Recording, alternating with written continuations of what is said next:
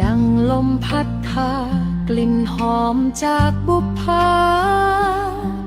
ส่งธรรมส่องแสงดังจันทภาใจคนรับรู้ดังน้ำเย็นหลั่งไหลเปลี่ยนคืนมืดมิดเป็นรุ่งรุ่นใหม่ขอให้เสียงนี้ดังในใจยาวนานนำสุขสงบสู่ทุกแห่งสถานทุกคนร่วมใจในศรัทธาธรรมแสงทองส่องนำไม่จางไม่คลาย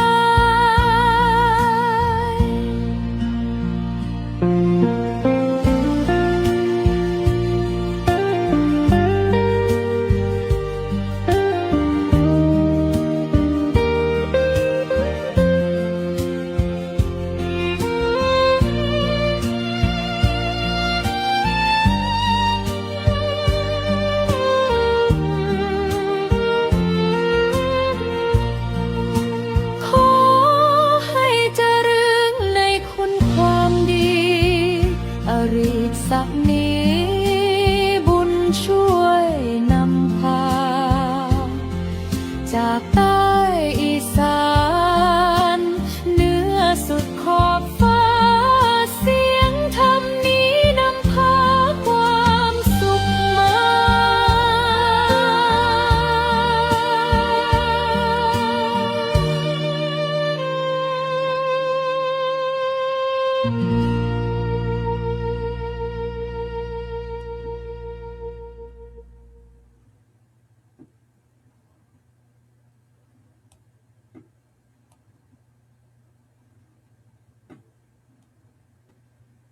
นามัตถุรัตนตยัสสะขอถวายความนอบน้อม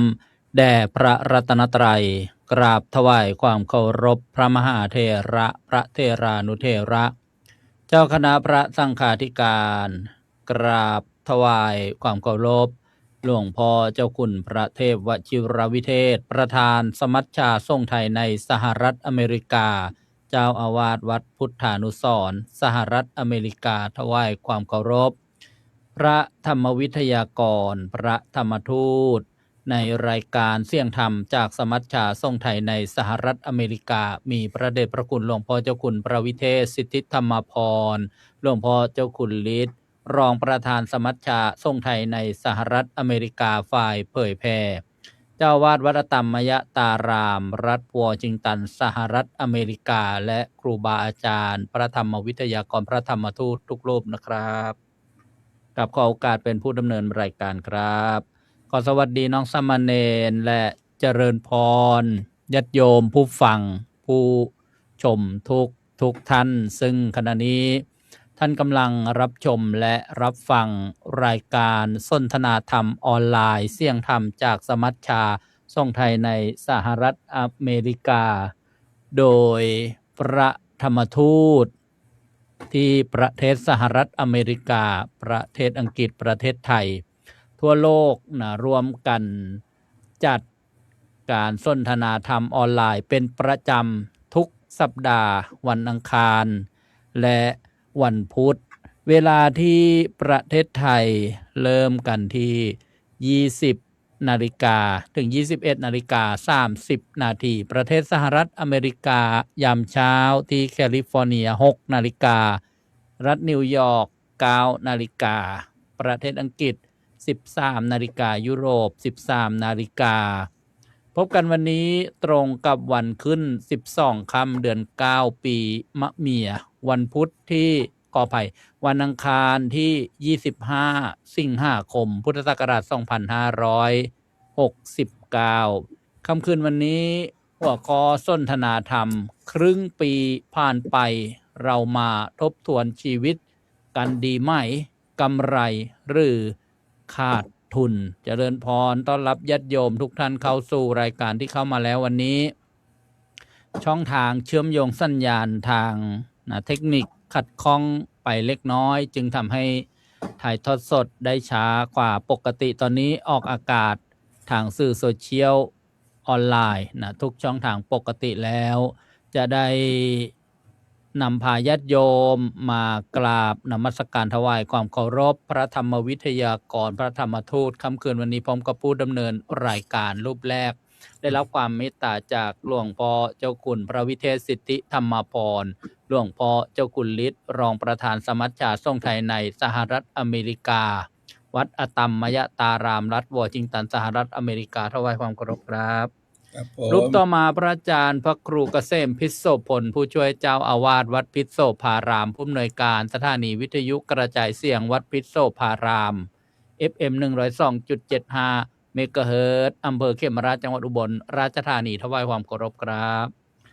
รูปต่อมาพระอาจารย์พระครูสุนทรธรรมนิเทศด็อกเตอร์ผู้ช่วยเจ้าอาวาสพระอารามหลวงวัดชนาทิพย์เฉลิมอำเภอเมืองสตูลจังหวัดสตูลถวายความเคารพครับภาพด้านล่างถัดมาพระอาจารย์พระมหาปิยะอุตตมปัญโยปริยนธรรม9ประโยคด็อกเตอร์รองเลขาธิการสมัชชาสงฆ์ไทยในสหรัฐอเมริกาเจ้าอาวาสวัดโปรดเกตเชษฐารามอเมริการัฐนิวยอร์กสหรัฐอเมริกาถวายความเคารพครับถัดมาพระอาจารย์พระมหาอภิชาติกรัญยวสีปริยนธรรม9ประโยควัดพุทธจักรมงคลรัตนารามเอ็ดคอนดิโดแคลิฟอร์เนียสหรัฐอเมริกาถวายความเคารพครับ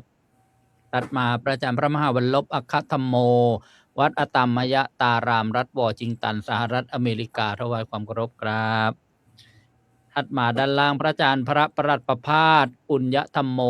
วัดห้วยจระเข้อำเภอเมืองนครปฐมจังหวัดนครปฐมถวายความเคารพครับถัดมาพระอาจารย์พระครูวินัยธรบุญยกรปิยะสีโลรองเจ้าวาดวัดไทยธรรมจาริกสังฆวิหารรัฐแคลิฟอร์เนียสหรัฐอเมริกาถวายความเคารพครับและกระผมอัตมปาพระสรายุทธสิริสาโรผู้อำนวยการสถานีวิทยุกระจายเสียงเพื่อการเผยแผ่พระพุทธศาสนา FM 101 เมกะเฮิรตซ์คลื่นสาธุเรดิโอ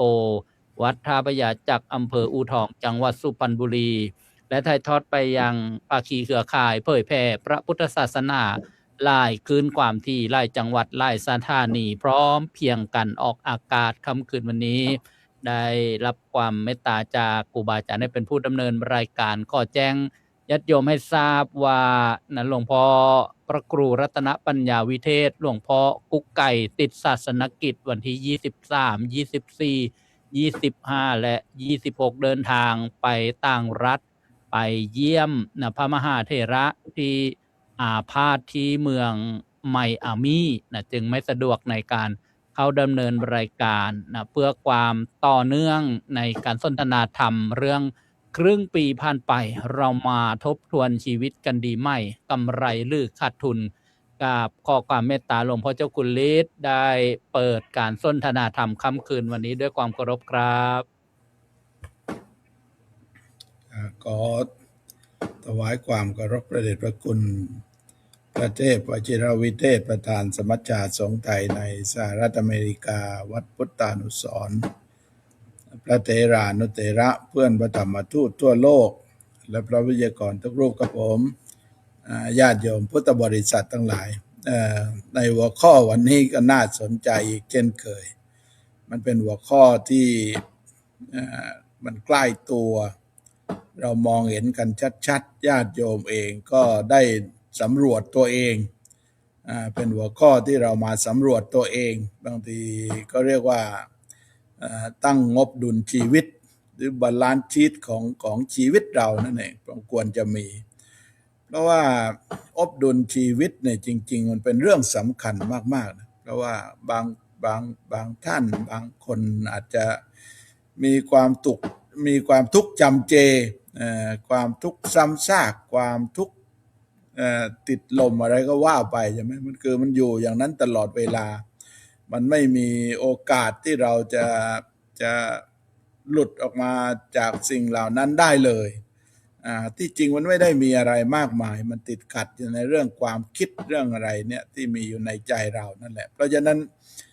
งบดุลชีวิตวันนี้มันก็ควรจะมาประเมินชีวิตของเราอย่างไรเราจะประเมินในด้านไหนบ้างโดยเฉพาะในเรื่องการงานเนี่ยเป็นเรื่องสำคัญมากๆนะเพราะว่าการงานผมเคย มีพระมหาเถระรูปหนึ่งท่านบอกว่าในแต่ละวันเนี่ยเราทำงานมันคุ้มค่าชาวบ้านไหม ที่เราทำงานมันคุ้มค่ากับอาหารที่ชาวบ้านเขาได้นำมาถวายไหมเราบอกว่าบางทีชาวบ้านเนี่ยเขาทุ่มเทมากนะทุ่มเทมากแต่เราทำงานมันไม่คุ้มค่ากับการที่เราทำแล้วก็แต่ว่าญาติโยมพุทธบริษัททั้งหลายก็เหมือนกันนะการประเมินหน้าที่การงานของเราเนี่ยขอให้เราได้ประเมินดูว่าอย่างควรจะประเมินทุกวันไม่ใช่ครึ่งปีควรจะประเมินทุกวันพอเราก่อนจะหลับจะนอนให้เราได้มีโอกาสได้นั่งสงบจิตสงบใจจาก15 นาที20 นาทีแล้วก็เราก็ประเมินตั้งแต่เช้าเราทำอะไรที่มันเป็นปัญหาบ้างเราพูดอะไรที่มันไปสร้างปัญหาบ้างเราคิดอะไรที่มันเสียเวลาบ้างมันที่เป็นไปในเรื่องของอาฆาตพยาบาทอะไรทำนองนี้ถ้าเรามีก็ขอให้เราตั้งจิตตั้งใจใหม่ว่าวันพรุ่งนี้นะฉันจะแก้ไขปรับปรุงอะไรที่สามารถจะทำได้จะแก้ไขปรับปรุงแล้วก็หลับนอนไปพอตื่นเช้ามาก็ตั้งจิตอธิษฐานใหม่นั่งสำรวมกายสำรวมใจ10 นาทีแล้วก็ตั้งจิตตั้งใจว่าเราจะทำหน้าที่ของความเป็นมนุษย์ตรงนี้ให้ดีที่สุดโดยการเคลื่อนไหวทางร่างกายก็เพื่อประโยชน์แก่ตัวเราเพื่อประโยชน์แก่ผู้อื่นเราจะพูดอะไรก็พูดให้มันเป็นสาระมันเป็นประโยชน์มันไม่ใช่พูดในสิ่งที่มันไปทำให้คนอื่นก็เดือดร้อนตัวเองเดือดร้อนแล้วก็ในขณะเดียวกันก็ประคับประคองจิตตัวเองของเราไว้ได้แล้วก็ลึกขึ้นไปตามหน้าที่แล้วก็เริ่มหน้าที่ได้เลยเนี่ยมันเป็นวนเวียนอยู่อย่างเนี้ยว่าในชีวิตเราเนี่ยมันก็ดีเองถ้าเราทำได้อย่างนี้ทุกอย่างมันก็ดีเองมันไม่ไปสร้างปัญหาอะไรกับใครแล้วก็ยังมีอีกหลายด้านคือเราต้องดูว่าในชีวิตของเราในแต่ละวันเรามีความทุกข์มากกว่าความสุขไหมถ้าความทุกข์มากกว่าความสุขนั้นมันต้องแก้ไขแล้วมันเสียโอกาสเสียเวลาที่เราเกิดมาเพราะชีวิตมันสั้นนิดเดียวชีวิตมันสั้นนิดเดียวในครึ่งปีอีกแล้วเนี่ยเดี๋ยวก็ปีอีกแล้วเนี่ยปีใหม่นี่ก็เริ่มคิดอะไรเรื่องปีใหม่แล้วมันก็เวลามันรวดเร็วมากๆแล้วชีวิตเราจะอยู่คนละกี่ปีเพราะนั้นถ้าเรามัวแต่มีความทุกข์อยู่นะมันก็เสียโอกาสเสียเวลาหลวงพ่อพุทธทาสท่านบอกว่าเราไม่ได้เกิดมาเพื่อเป็นทุกข์โอ้โหนี่มันกินใจนะไม่ได้เกิดมาเพื่อเป็นทุกข์เลยให้เขียนติดไว้ตัวใหญ่ๆเลยในห้องนอนในตู้เย็นที่ไหนก็ได้ไม่ได้เกิดมาเพื่อเป็นทุกข์ถ้าวันไหนที่ยังเป็นทุกข์ก็เกกหัวตัวเองบ้างต้องเกกหัวตัวเองแรงๆเกกแรงกูมันโง่จริงๆอะไรเนี่ยกูมันเป็นทุกข์อยู่ได้โง่จริงๆแล้วก็ทุกข์บางความทุกข์เนี่ยบางทีมันไม่ได้มีสาระเลยและไม่มีโอกาสแก้เลยมันก็จมปลักอยู่อย่างที่ว่านั่นแหละมันอยู่อย่างนั้นตลอดเวลาเพราะฉะนั้นวันนี้นะเป็นหัวข้อที่มาเป็นก็เรียกว่ามาตั้งงบดุลชีวิตกันมาช่วยกันมาคิดพิจารณาแล้วก็มาช่วยกันขยายความเพื่อประโยชน์แก่ญาติโยมทั้งหลายก็ขอนิมนต์เลยครับผมครับขอบพระคุณหลวงพ่อเจ้าคุณฤทธิ์เป็นอย่างสูงครับเมตตาเปิดการสนทนาธรรมค่ำคืนวันนี้มาพิจารณางบดุลชีวิตนะของคนเรานะญาติโยมบางคนเนี่ยไม่ประเมินตัวเองเลยจะไปข้างหน้านะสะตะพึดตะพืออย่างนั้นนะกลางคืนเป็นควันกลางวันเป็นไฟนะ ครึ่งปีมาแล้วโยมมาทบทวนกันนะผิดถูกชั่วดีที่ห้างอย่างไรนะไปในทางสวรรค์หรือจะไปในทางอบายภูมิอะไรอย่างนี้เป็นต้นกับขอบพระคุณหลวงพ่อเจ้าคุณฤทธิ์อีกครั้งหนึ่งครับเจริญพรต้อนรับญาติโยมเข้าสู่รายการเสี่ยงธรรมจากสมัชชาทรงไทยในสหรัฐ อเมริกานะทุกท่านเลยเข้ามาแล้วช่วยกันกดถูกใจกดไลค์กดแชร์เมื่อสักครู่เนี่ยโปรแกรมไทยทอดสดบอกว่าขณะนี้มีผู้ชมมากขึ้นยังเป็นปรากฏการณ์พิเศษทำให้ระบบช้าโอ้ยตื่นเต้นเลยอาตมาภาพผู้ดำเนินรายการโยม บอกว่าผู้ชมเขาชมพร้อมกันเยอะมากนะก็ถวายความเคารพหลวงพ่อนะเจ้าคุณพระราชนันทวัชรบัณฑิตรองเจ้าคณะจังหวัดน่านด้วยความเคารพครับแล้วก็เจริญพรทักทายนะคุณโยมนฤมลอาเบะนี่จากประเทศญี่ปุ่นตอนนี้ประมาณ4 ทุ่มแล้วนะนานๆเข้ามาแล้วก็ทุกท่านเลยทั้งที่ติดตามรับชมกันอยู่เป็นประจำนะจะได้มาฟังพระอาจารย์พระครูเกษมพิสโสพลวัดพิสโสภารามอุบลราชธานีขอกราบอาราธนาด้วยความเคารพครับ วันนี้ไม่ให้อาจารย์ อ๋อ วินัยทรก่อนนะครับ นิมนต์หลวงพ่อก่อนนะครับ ผมยังมีเวลาอยู่ครับนิมนต์หลวงพ่อต่อเลยครับผมถวายพระเถระก่อนครับ ครับขอบพระคุณครับ ขอความนอบน้อมแด่พระรัตนตรัย ขอถวายความเคารพพระเถรานุเถระพระวิทยากรทุกรูปขอโอกาสพระเดชพระคุณหลวงพ่อที่เป็นประธานวงสนทนา เจริญพรศรัทธาญาติโยมสาธุชนทุกท่านที่กำลังติดตามรับฟังรายการเสียงธรรมจากสมัชชาสงฆ์ไทยในสหรัฐอเมริกา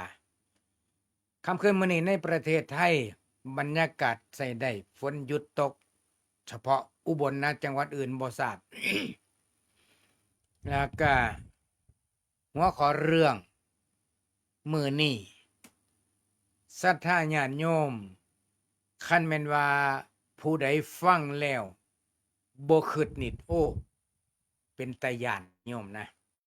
เพราะหยังติคนเฮาคันแม่นว่าหูจักว่าเฮามีเวลาเหลืออยู่เท่าใดชีวิตของเฮาทุกคนสิเปลี่ยนแปลงพฤติกรรมอย่างสิ้นเชิงเชื่อจังซั่นกระผมเองหรือว่าอาตมานี่เชื่อจังซั่นเชื่อแน่นอนเพราะหยังเพราะฮู้มือเจ้าของสิเบิดลมแล้วก็คงบอกตัวเองให้มากที่สุดว่าฟ้าวเฮ็ดฟ้าวทำสิทำบุญก็ฟ้าวทำมันเหลือสิ่งสุดท้ายก็ทานให้มันแล้วตายแล้วบ่ได้ทานสิคิดจังซั่นเลยนะแต่นี่เฮาเพลิดเพลินลุ่มหลงในรูปในรสในเสียงในลาภยศสรรเสริญทุกอย่างล่ะเลยเพลินคำว่าเพลินนี่ก็สิคันแม่นโยมไปเบิ่งลิเกกับ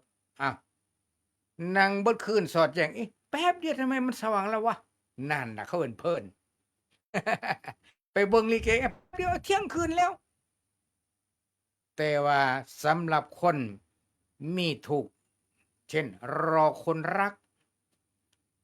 คนป่วยรอสว่างรอหมอเนี่ยโอ้ยหน้าที่เดียวก็นานแสนสุดจะทรมาน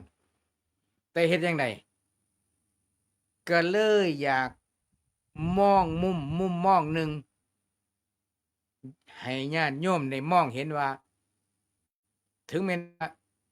สิบ่แม่นหลักวิชาการบ่แม่นหลักธรรมะก็ตามแต่ว่าอยากเชิญชวนเสียงตามามองจะข้าวหนึ่งคือหยังติเพื่อสิได้ทุกคิด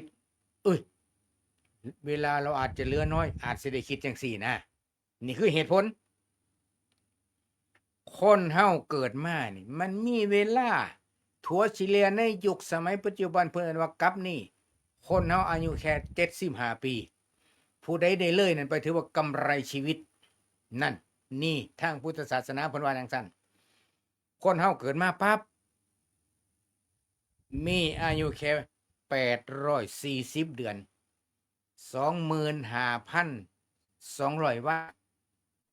6,4,800 ชั่วโมงนี่คือคนเกิดใหม่ถ้าคนเอาผู้อายุ30ซะพอผู้ฟังอยู่ในนี่คือสิต่ำกว่านี่คือสิหายากย้อนลัดตัดตอนมาถึง ผู้อายุ30 ปีวันนี้ก็เหลืออยู่แค่480 เดือน เวลา ถ้าคิดเป็นวันเหลืออยู่แค่ 14,400 วันเท่านั้นนะโยมผู้ที่มีอายุ30นะเหลือ 345,600 ชั่วโมงเท่านั้นนะบ้านขยับมา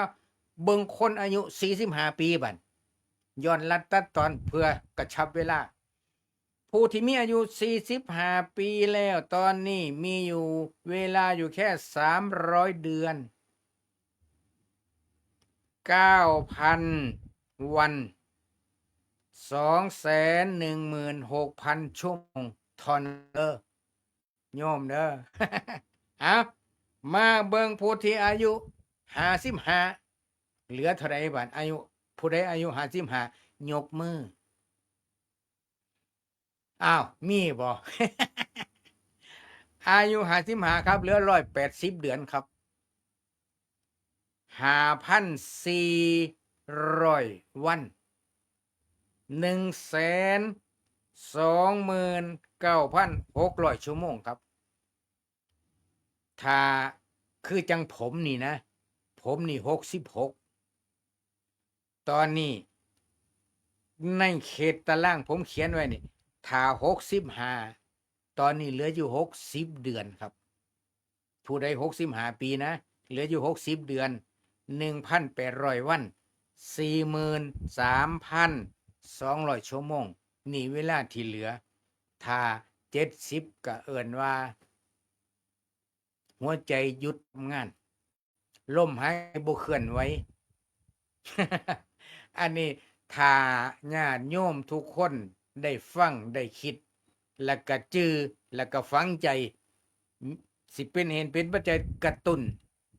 ให้พุทธศาสนิกชนเฮาได้สติฝากเบื้องต้นไว้ซ้ำนี้ก่อนครับ กราบขอบพระคุณครับพระอาจารย์พระครูเกษมพิโสพลท่านได้กล่าวว่าฟังแล้วต้องคิด อย่าไปเพลิดเพลินลุ่มหลงนะฟังในเรื่องครึ่งปีผ่านไปเรามาทบทวนชีวิตเรานะกันดีไหมเนี่ยกำไรหรือ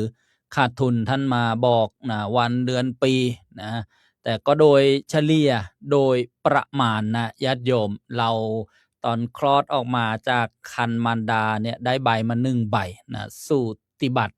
แต่ไม่มีบอกว่าจะหมดอายุเมื่อไหร่นะเรียกว่าเป็นอนิมิตธรรมก็ว่าได้นะญาติโยมกราบขอบพระคุณพระอาจารย์พระครูเกษมอีกครั้งหนึ่งครับขอเมตตาครูบาอาจารย์ที่จะได้อาราธนาพระอาจารย์พระครูวินัยธรบุญยกรปิยะสีโลได้ร่วมสนทนาเพราะท่านมี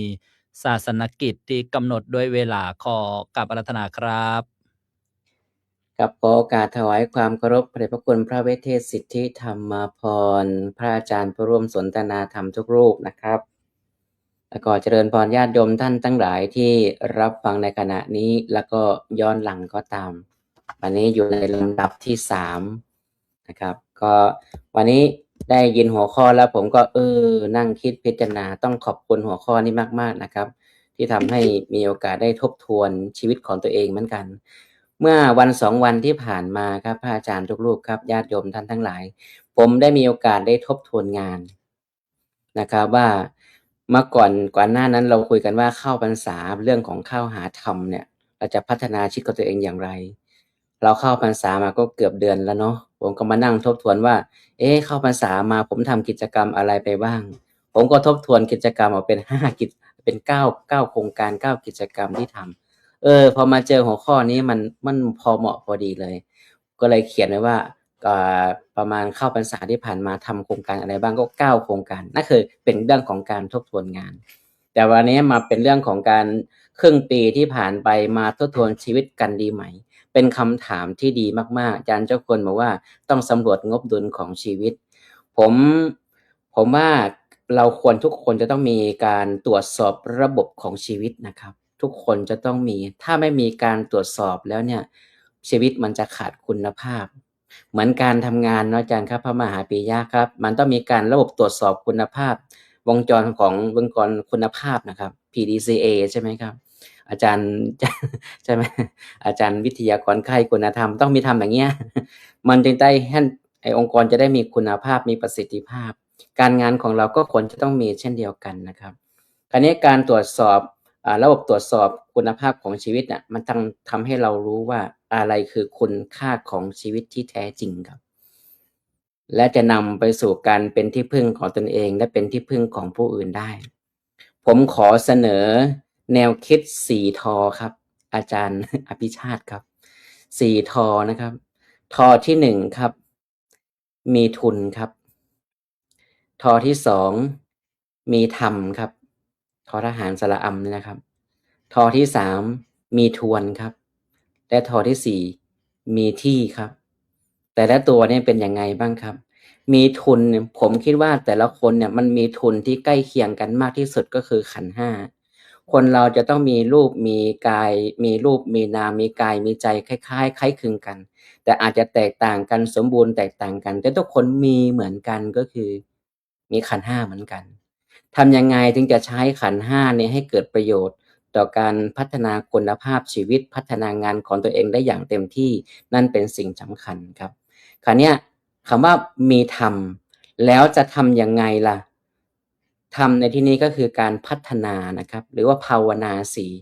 มันเป็นหน้าที่ของเราทุกคนที่ต้องมีการพัฒนาพฤติกรรมของตนเอง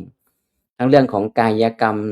3วจีกรรม4มโนกรรม3เพื่อให้เราพัฒนากรรมของตัวเองไปแนวทางที่ถูกต้องและควรจะเป็นการพัฒนากรรมเหล่านั้นทางกายกรรมวจีกรรมมโนกรรมก็ตามหรือพัฒนาพฤติกรรมเนี่ยให้พัฒนาไปตามหลักของภาวนาสีก็คือพัฒนาไปทางกายพัฒนาเรื่องศีลพัฒนาเรื่องจิตและพัฒนาเรื่องปัญญาอันนี้เราคุยกันเยอะมากคือพัฒนาเหล่านี้แหละครับคือต้องทำนะครับไม่ใช่ว่าแต่รู้อย่างเดียวต้องเอามาทำครับเราจะได้เห็นว่าอ๋อพอเราทำแล้วสักพักหนึ่งเราก็จะเกิดผลคราวนี้เมื่อทำเสร็จไปแล้วต้องมีการทวนครับมีการทวนเนี่ยเพื่อให้เรารู้งบดุลของชีวิตเมื่อกี้อาจารย์เจ้าคุณท่านก่อนมาการทวนเนี่ยผมนำเสนอให้มีการทวนตามหลักนาถกรณธรรม10ครับทวนอะไรบ้างทวนโดยวิธีการตั้งคำถามเพื่อเราจะได้รู้ว่าเราได้กำไรหรือขาดทุนครับตั้งคำถามเป็น10คำถามคำถามที่1ครึ่งปีที่ผ่านมาเราดำเนินชีวิตอย่างถูกต้องและไม่เบียดเบียนใครหรือไม่เรื่องศีลนะครับคำถามที่2เราเรียนรู้และพัฒนาตนเองมากขึ้นหรือปล่อยให้ชีวิตวนไปอยู่กับความเคยชินอันนี้เป็นเรื่องของพหุสัจจะครับการใฝ่เรียนรู้ครับที่ผ่านมาเราใช้เวลาอยู่ด้วยช่วยให้เราเป็นคนที่ดีขึ้นหรือทำให้เราห่างจากคุณค่าที่ดีนะครับเป็นกัลยาณมิตรนะครับมีพบเพื่อนที่ดีเพิ่มขึ้นหรือเปล่าหรือว่าไปคบคนที่ไม่ดีเพิ่มขึ้นนะครับคำถามที่4เรายอมรับคำแนะนำหรือคำเตือนจากผู้อื่นได้หรือไม่นี่นะครับนั่นคือโสวัจจสตานะครับเป็นคนที่ว่านอนสอนง่ายเป็นคนที่อ่อนน้อมถ่อมตนหรือเปล่านะครับคำถามที่5เรารู้จักรับผิดชอบหน้าที่และการจัดการสิ่งที่ควรทำอย่างมีประสิทธิภาพหรือไม่นะครับหน้าที่การงานก็สำคัญนะครับคำถามที่6ครับเรายังรักการเรียนรู้ธรรมะและความจริงของชีวิตอยู่หรือไม่หรือปล่อยให้เสียงของโลกภายนอกกลบเสียงแห่งปัญญานะครับอันนี้คือเรื่องของธรรมะนะครับคำถามที่7ครับเรามีความเพียรสม่ำเสมอเพียงใดหรือมีความตั้งใจดีของเราหยุดลงเมื่อเจออุปสรรคเป็นวิริยะครับความเพียรคำถามที่8ครับเรารู้จักพอหรือไม่หรือชีวิตถูกขับเคลื่อนด้วยความเปรียบเทียบและความอยากไม่รู้จบอันนี้เป็นเรื่องของสันตุถีนะครับความสันโดษครับข้อที่9ครับเรารู้ตัวหรือไม่ว่าแต่ละวันกำลังใช้เวลาไปกับอะไรและกำลังคิดพูดและทำอะไรอันนี้เป็นเรื่องของสติครับมีสติไหมนะครับและคำถามสุดท้ายเรื่องของปัญญาครับจากประสบการณ์ตลอดครึ่งปีที่ผ่านมาเราเข้าใจชีวิตมากขึ้นหรือไม่หรือบางคนยังไม่เข้าใจยังมึนงงอยู่กับชีวิตว่าฉันยังไม่รู้จะไปทางไหนดีครับต่างกันตั้งคำถามเพื่อทบทวนชีวิตนะครับทบทวนงบดุลของชีวิตตามนาถกรณธรรม10นะครับทำที่เป็นที่พึ่งของตนเองและเป็นที่พึ่งของผู้อื่นได้นะครับเป็นสิ่งที่สำคัญและเราจะรู้ได้ว่าอ๋อนี่ครึ่งปีที่ผ่านมาเนี่ยฉันได้กำไรหรือฉัน ขาดทุนนะครับ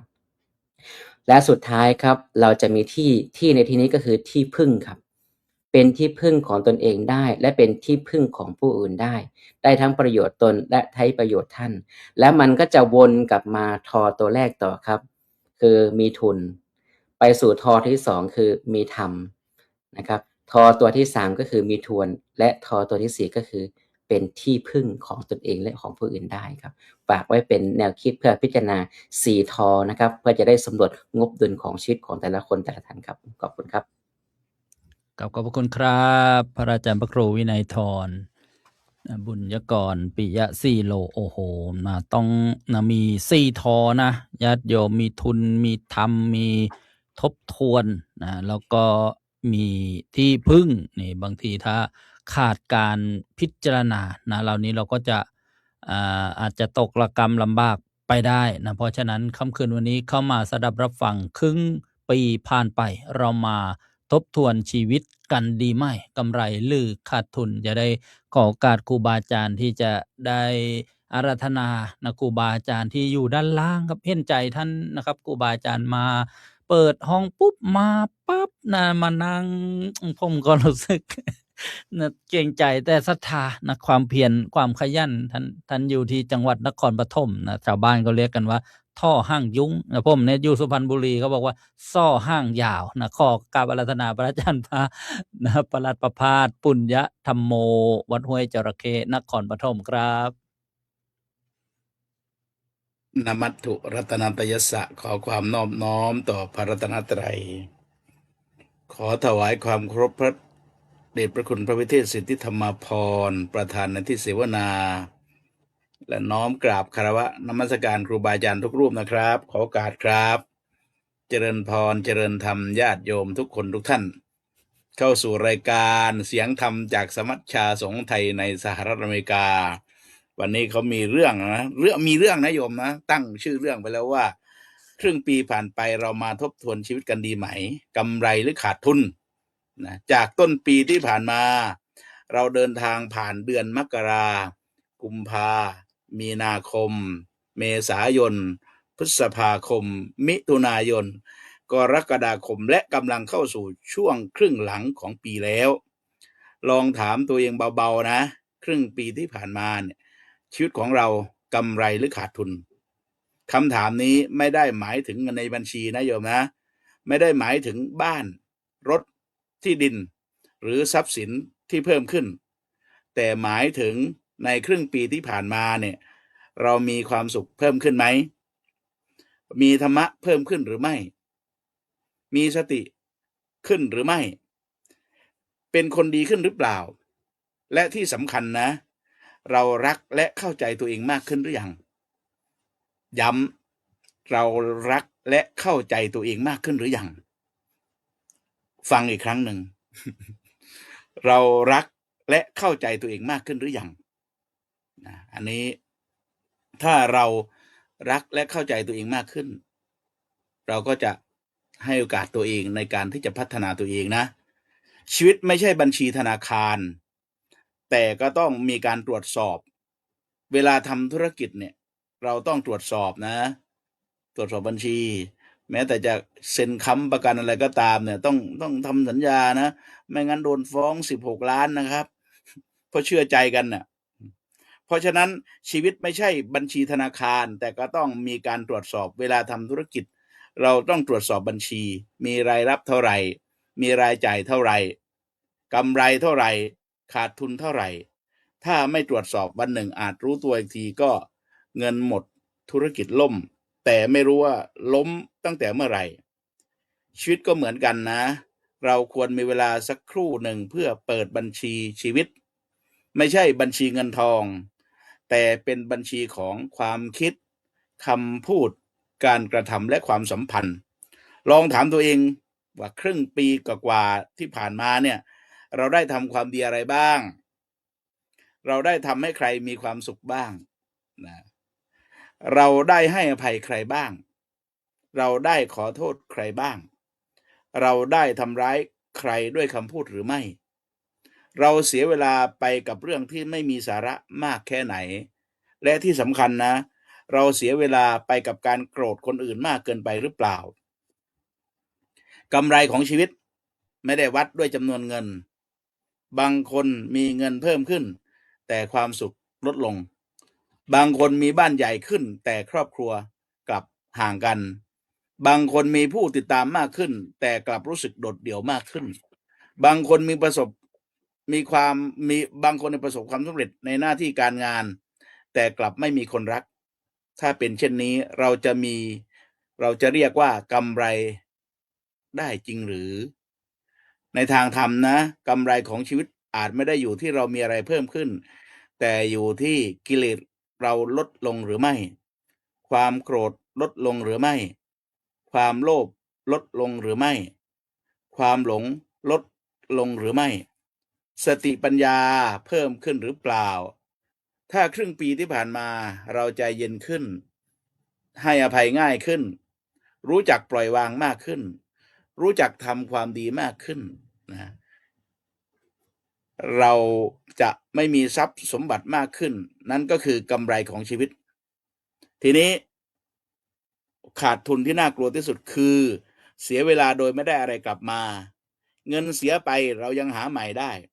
ของหายไปเรายังซื้อใหม่ได้บ้านพังเรายังซ่อมได้แต่สิ่งหนึ่งที่ไม่มีใครซื้อคืนมาให้เราได้ก็คือเวลาครึ่งปีที่ผ่านมาแล้วไม่มีใครย้อนกลับไปเริ่มวันที่1 มกราได้อีกวันนี้จึงเป็นวันที่สำคัญเพราะแม้เราไม่สามารถกลับไปแก้เมื่อวานได้แต่เรายังสามารถแก้ไขพรุ่งนี้ได้คนเรามักเสียใจรู้อย่างเนี้ยน่าจะทำตั้งนานแล้วแต่ธรรมะนี่สอนให้เราเปลี่ยนคำว่ารู้อย่างนี้ให้กลายเป็นว่ารู้แล้วทำเสียแต่วันนี้อย่ารอให้ถึงสิ้นปีแล้วค่อยมาทบทวนชีวิตเพราะบางเรื่องถ้ารอให้พร้อมอาจไม่มีวันได้เริ่มนะถ้าพบว่าขาดทุนอย่าเพิ่งหมดกำลังใจบางคนเมื่อย้อนกลับไปมองชีวิตแล้วพบว่าครึ่งปีที่ผ่านมาทำผิดมากกว่าทำถูก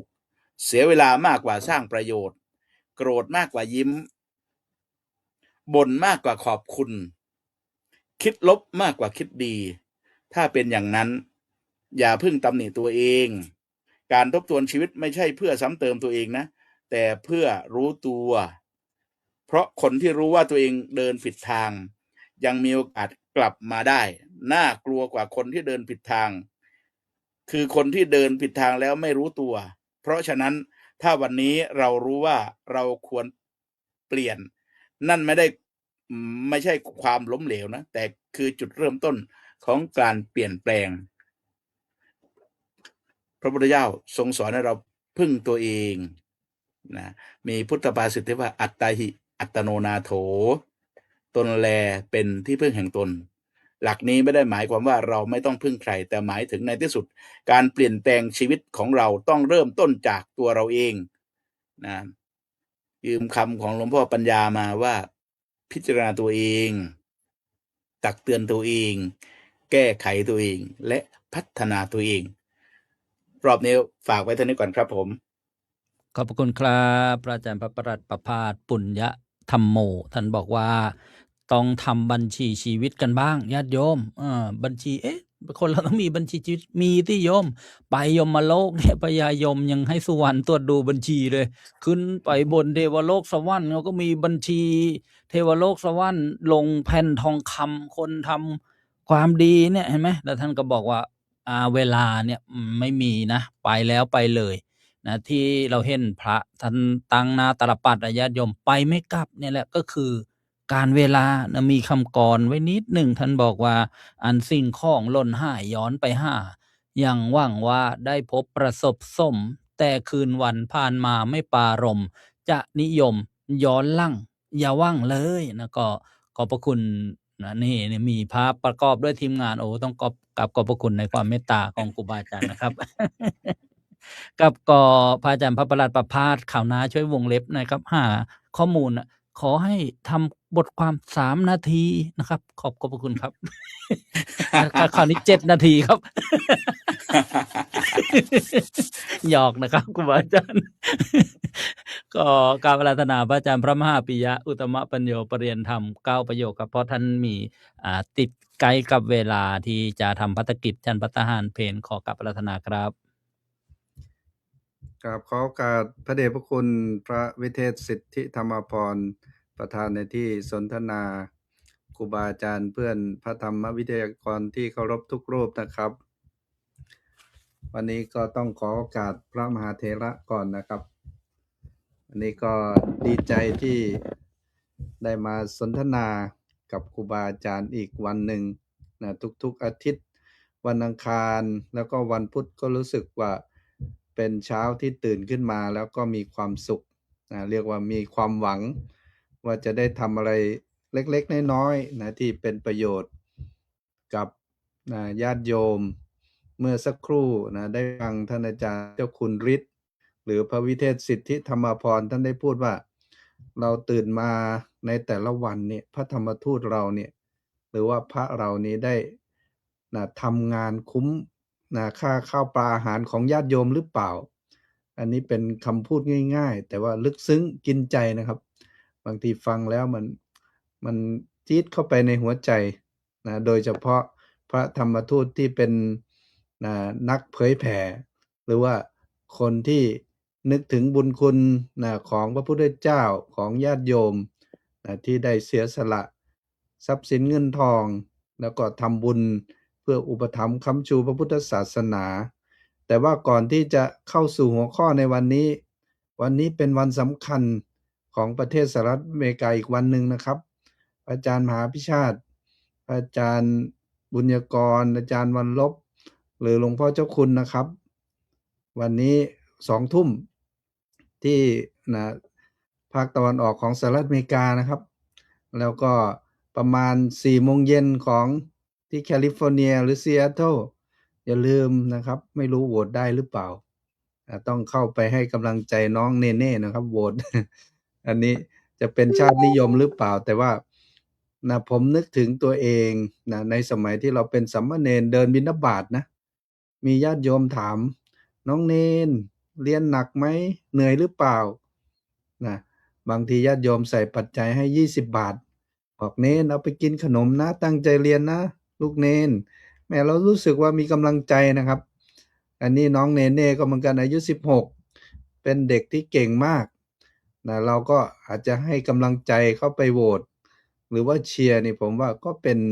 เรียกว่าเป็นโมเดลของเด็กรุ่นใหม่เหมือนกันอย่างน้อยเด็กเยาวชนรุ่นใหม่ที่เมืองไทยหรือว่าที่ไหนเวลาเห็นจะได้แบบอย่างในการดำเนินชีวิตหรือว่าในการต่อสู้อะไรต่างๆเวลาเจอปัญหาอุปสรรคนะครับอันนี้เรื่องแรกนะครับก็คืออย่าลืมให้กำลังใจน้องเนเน่รอยัลนะแต่ผมไม่รู้ว่าโหวตยังไงนะต้องถามอาจารย์บุญยกรอีกทีนะหลังไมค์เพราะว่าท่านน่าจะรู้เพราะว่าทาง LA เขามีการรณรงค์นะใช่ไหมครับผมใช่ครับมีเปิดบูธที่วัดไทย LA ที่ไทยทาวน์เลยครับมีสอนแม่พ่อหาวิธีโหวตกันตอนนี้ชุมชนไทยที่นี่ตื่นเต้นกันขนาดนั้นเลย20:00 นวันนี้ผมต้องสอนธรรมศึกษาผมยังกังวลอยู่ว่ามีนักเรียนเข้ามาเรียนหรือเปล่าครับไม่แน่ใจว่าที่ซีแอตเทิลเป็นยังไงบ้างเพราะว่าที่ซีแอตเทิลนี่ก็มีชุมชนชาวไทยอาศัยอยู่เยอะนะทราบว่ามีร้านอาหารตั้งน่าจะไม่ต่ำกว่า500 ร้านนะร้านอาหารไทยพระอาจารย์วันลบก็น่าจะทราบข่าวดีเนาะเพราะว่าวัดก็ถือว่าเป็นศูนย์กลางของชุมชนนะอันนี้ก็เป็นเรื่องแรกนะที่เราอยากฝากไว้ว่าให้กำลังใจเยาวชนคนไทยที่ทำความดีนะครับแล้วก็เป็นแบบอย่างโดยเฉพาะอย่างยิ่งไปเห็นวิดีโอหนึ่งนะครับน้องเขาโชว์ของขลังของที่เขาพกติดตัวก็คือเป็นรูปสร้อยแล้วก็เป็นชื่อแม่รู้สึกจะชื่ออ้อมหรือไงนี่ครับเป็นอักษรตัว A เพราะว่าเวลาไปไหนนี่จะไปแต่กับพ่อแม่ก็บางทีก็ไม่ได้ไปด้วยแต่ว่าเอาแม่ห้อยมาด้วยถือว่าเป็นกำลังใจที่สำคัญก็เป็นการแสดงออกถึงความกตัญญูกตเวทีถือว่าเป็นเรื่องที่ดีงามที่ทำให้น้องเขาประสบความสำเร็จจุดเล็กๆก็คือความกตัญญูกตเวทีของน้องนี่ก็ถือว่าเป็นเรื่องที่น่าชื่นชมนะครับ แต่ว่ามันก็มีข่าวเศร้าเหมือนกันไม่แน่ใจครูบาอาจารย์ได้อ่านข่าวหรือเปล่านะเมื่อวานนี้แล้วก็วันนี้ผมก็อ่านเจอนะทั้ง2วันเลยก็คือเป็นเรื่องเศร้าที่ประเทศอินเดียก็คือมีหนุ่มคนหนึ่งนะเขาก็ไปก็เรียกว่าไปผ่อน iPhone นะครับผ่อน iPhone แล้วเรียกว่าผ่อนแล้วเรียกว่าชักหน้าไม่ถึงหลังเนาะก็ไปขอให้คุณพ่อคุณแม่ช่วยผ่อนด้วยแต่พ่อแม่ไม่มีตังค์นะก็น้อยใจพ่อนะน้อยใจพ่อน้อยใจแม่จะไปโดดหน้าผาตายนะครับก็ขึ้นไปบนหน้าผาพ่อก็ ขึ้นไปแล้วก็แจ้งตำรวจพวกตำรวจเจ้าหน้าที่ก็มาอยู่ข้างล่างนะเกลี้ยกล่อมอยู่เป็น3ชั่วโมงนะปรากฏว่าหนุ่มก็ไม่พอใจแล้วก็เรียกว่าพ่อก็จะไปช่วยนะครับก็ไปช่วยไม่รู้แบบเสียหลักยังไงก็เรียกว่าตกหน้าผาตายทั้ง2คนคนที่เป็นแม่ก็ดูอยู่ก็เสียใจก็เลยโดดตามไปปรากฏว่าตายไปทั้ง3คนก็เป็นข่าวน่าเศร้านะเรื่องนี้ก็เป็นเรื่องน่าคิดเหมือนกันว่านะคนเราเนี่ยนะสิ่งที่สำคัญที่สุดนะก็คือกัลยาณมิตรหรือว่าคนที่คอยนะเรียกว่าชี้นำหรือว่าแนะนำในสิ่งที่ดีที่เป็นประโยชน์สำหรับหัวข้อในวันนี้นะเรียกว่าครึ่งปีผ่านไปนะเรามาทบทวนชีวิตกันไหมกำไรหรือขาดทุนอันนี้เป็นหัวข้อที่ดีนะครับผมคิดว่าชีวิตหรือความเป็นอยู่ของคนเหล่านี้ต้องมีการบริหารจัดการนะการบริหารจัดการนี่จะทำได้ดีเราก็ต้องมีที่ปรึกษานะครับโดยเฉพาะคนที่มีประสบการณ์โดยส่วนตัวผมนี่ผมชอบคุยกับพระมหาเถระแล้วก็ผู้หลักผู้ใหญ่นะเพราะว่าคนเหล่านี้มีประสบการณ์นะเกิดจากการลองผิดลองถูกนี่บางทีคุยกับท่านเนี่ยแค่คำเดียวนะเรียกว่ามันโพร่งเลยนะครับเรียกว่าเกิดปัญญาขึ้นเลยอย่างที่ผมเคยเล่าให้ฟังว่าเคยไปกราบหลวงพ่อนะจากประเทศลาวท่านอายุ90กว่าปีนะไปกราบท่านแล้วก็ไปนะก็มีเพื่อนไปด้วยก็แนะนำตัวนะว่าเป็นคนนั้นคนนี้เรียนจบนั่นจบนี่นะมีตำแหน่งอย่างนั้นอย่างนี้นะหลวงพ่อท่านบอกบ่ออนซ่อนดอกว่าซั่นท่านไม่สนใจหรอกจะเป็นอะไรก็เป็นไม่ได้งึดท่านว่างั้นนะไม่ได้งึด นะผมก็ฟังผมก็นั่งฟังว่าท่านจะพูดยังไงต่อท่านบอกว่าท่านออนซอนหรือว่าท่านงึดแต่คนที่มีจิตใจที่บริสุทธิ์นะที่ทำงานเพื่อพระพุทธศาสนาท่านว่างั้นนะพอท่านพูดอย่างนั้นโอ้โหหลวงพ่อนี่เรียกว่ามีปัญญานะสุขุมลึกซึ้งมีปัญญานะที่เกิดจากการศึกษาปฏิบัติธรรมของท่านอันนี้ก็คือเรียกว่าเป็นพระที่แท้จริงเนาะคำพูดของท่านนี่พอฟังแค่ประโยคเดียวเราก็รู้แล้วฉะนั้นการบริหารจัดการชีวิตเนี่ยโดยส่วนตัวเนี่ยผมคิดว่าผมเรียกว่ามีอยู่ประมาณ4ด้านนะครับที่ให้เรียกว่าทุกๆวันนี้ต้องมาสำรวจตรวจตาก็คือด้านแรกก็คือเรื่องสุขภาพนะสุขภาพนี่ถือว่าเป็นฟาวเดชันเลยนะคนหลายๆคนหรือว่าครูบาอาจารย์หลายๆรูปนี่ผมพยายามกราบท่านบอกว่าพระอาจารย์รักษาหรือว่าบริหารธาตุขันธ์ให้ดีนะเพราะว่าบางครูบาอาจารย์อย่างท่านอาจารย์มหาพิชาตินี่ทำงานตลอดนะในเฟซแต่ไม่รู้สร้างภาพหรือเปล่านะเห็นโพสต์ขึ้นมานี่โอ้โหขยันทำนั่นทำนี่แต่ว่าก็เป็นภาพที่ดีนะคือท่านทำงานเยอะก็คิดในใจว่าท่านอาจารย์ต้องรักษาหรือว่าบริหารธาตุขันธ์ให้ดีนะจะได้ทำงานไปนานๆอย่างโดยส่วนตัวผมเนี่ยเรียกว่าสุขภาพนี่ผมเรียกว่าให้แค่50%นะครับการบริหารจัดการนี้ยังไม่ดีเท่าไหร่เรียกว่าถ้ายังไม่ผ่านนะได้50%ก็คือต้องดูแลตัวเองมากขึ้นส่วนเรื่องที่2นี่เป็นเรื่องงานนี่ก็ให้ตัวเองนะประมาณ90%นะก็คือทำเยอะนะครับทั้งงานนั่นงานนี่แต่ว่าสิ่งที่ต้องไปใส่ใจรายละเอียดก็คือว่าจะทำยังไงงานของเราให้มีคุณภาพมากยิ่งขึ้นไม่ใช่ได้แต่ปริมาณนะต้องได้คุณภาพด้วยนะส่วนเรื่องที่3นี่เป็นเรื่องบุญกุศลเรื่องบุญกุศลนี่ในแต่ละวันนี่ผมคิดว่า ได้เยอะนะครับอันนี้ให้ประมาณ 90%เพราะว่าเขาบอกว่าคนฉลาดนี่อยู่ที่ไหนก็ทำบุญได้นะ อย่างเช่นเรานั่งอยู่เฉยๆเนี่ยถ้าเราทำใจของเราให้สงบมันก็เป็นบุญเหมือนกัน อันนี้เรียกว่าคนฉลาดอยู่ที่ไหนก็ทำบุญได้ อันนี้ก็ให้ตัวเอง 90%ส่วนด้านที่ 4 ก็คือเรื่องความสงบความสุขนะคือในแต่ละวันนี่ก็พยายามแสวงหาความสงบความสุขให้กับตัวเอง อันนี้ก็ได้ประมาณ 80% ครับหรือได้80คะแนนก็พยายามที่จะพัฒนาให้ยิ่งขึ้นไป แล้ววันนี้ขอจบท้ายเมื่อกี้นี้ท่านอาจารย์พระครูวินัยธรบุญยกรท่านบอกว่ามี4ทอผมก็มี4ทอเหมือนกันก็คือการใช้ชีวิตให้มีคุณค่ามีคุณภาพเป็นสิ่งที่สำคัญ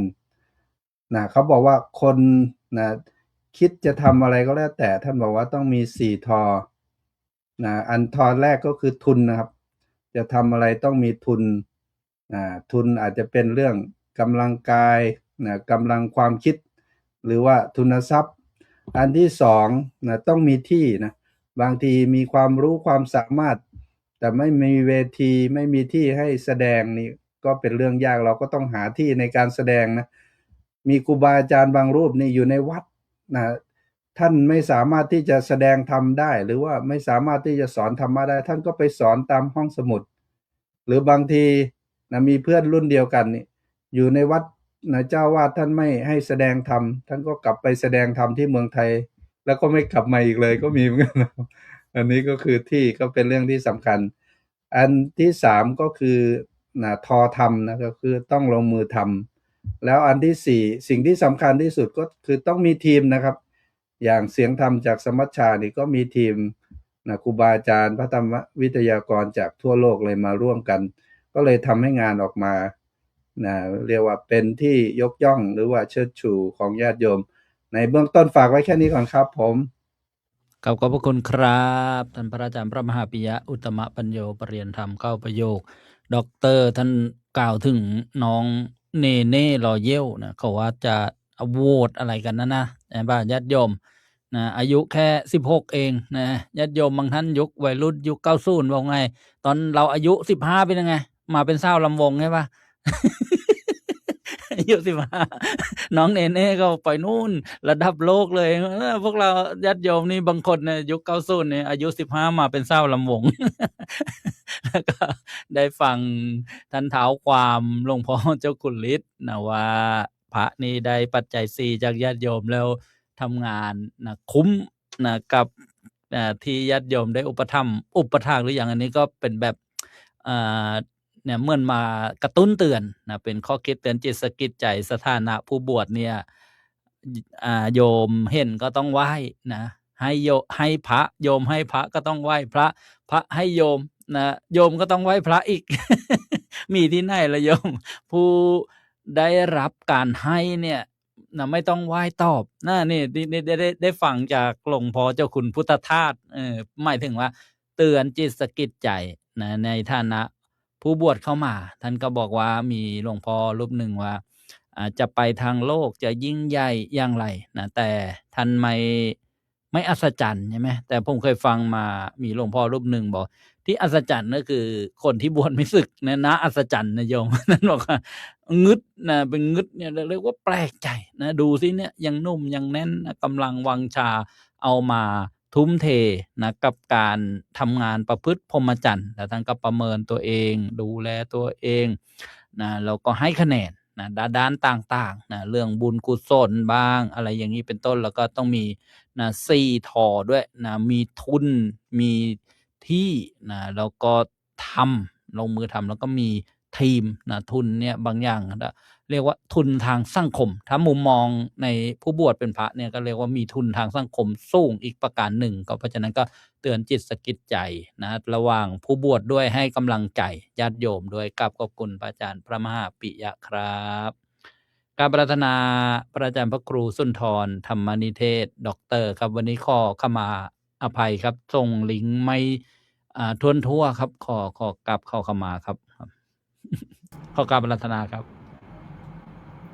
น้อมถวายความเคารพท่านอาจารย์พระเดชพระคุณพระวิเทศสิทธิธรรมพรผู้เป็นองค์ประธานในวงสนทนาแล้วก็ครูบาอาจารย์ทุกรูปด้วยความเคารพครับซึ่งมีท่านพระอาจารย์สรายุทธผู้ดำเนินรายการนะครับ ก็เจริญพรญาติโยมทุกท่านด้วยที่เฝ้าชมติดตามรายการสมัชชาเสียงธรรมจากสมัชชาสงฆ์ไทยด้วยความสุขนะกับการฟังนะไม่ว่าวันเวลาจะผ่านไปเพียงไรนะก็ไม่มีความรู้สึกเสียเวลาไปกับการฟังธรรมเพราะยิ่งฟังแล้วก็ยิ่งเกิดความสุขขึ้นเรื่อยๆนะท่านบอกว่าบางทีก็นอนไม่หลับได้ฟังธรรมก็หลับสบายเลยนะคือหลับด้วยความรู้สึกที่เต็มไปด้วย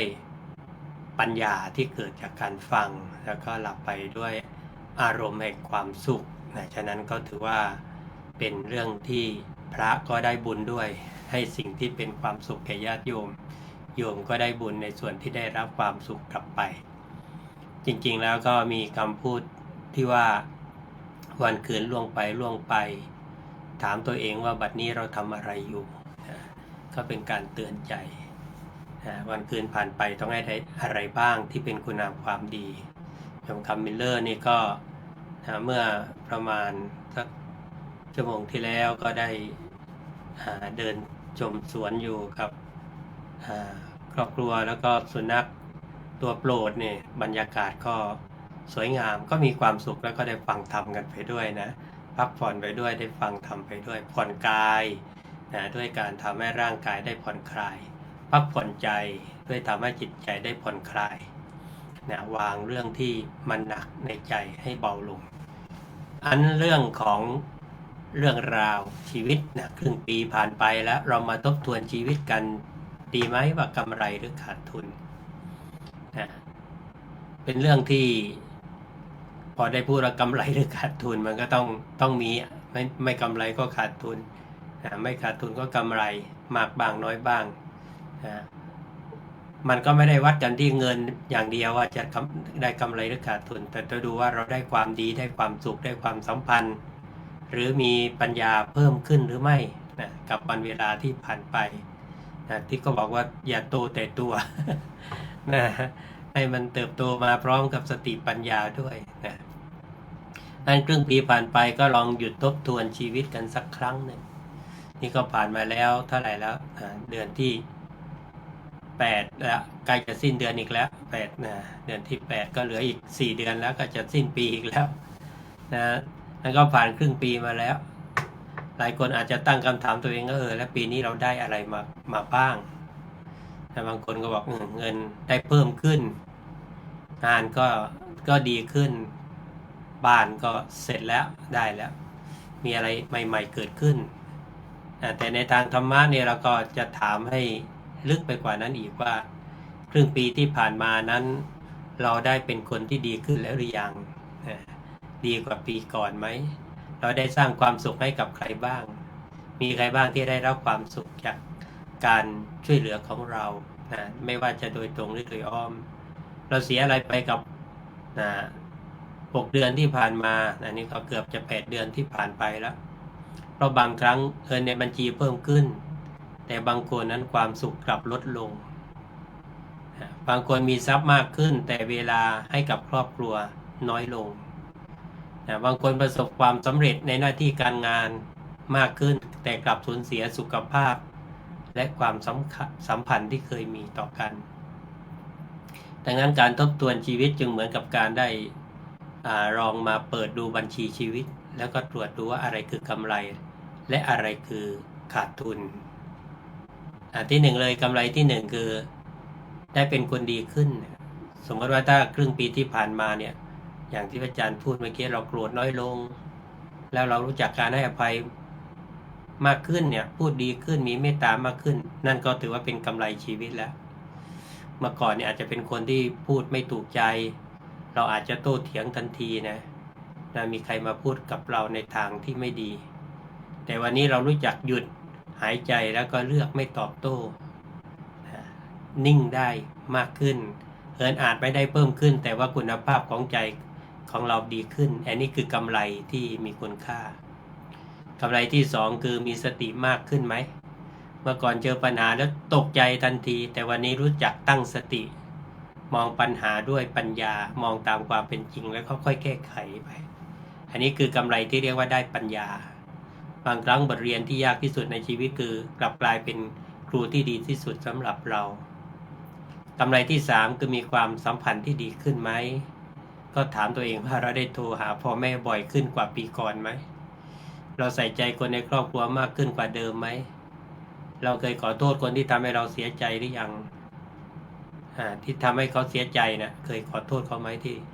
เราเองก็กลับมาเสียใจทีหลังแต่ก็รู้สึกยังเขินที่จะขอโทษเขาเราได้ช่วยเหลือใครบ้างโดยที่ไม่ต้องมีสิ่งตอบแทนแต่เป็นความสุขของเขาได้ถ้าคำตอบคือใช่นั่นคือกำไรของชีวิตละ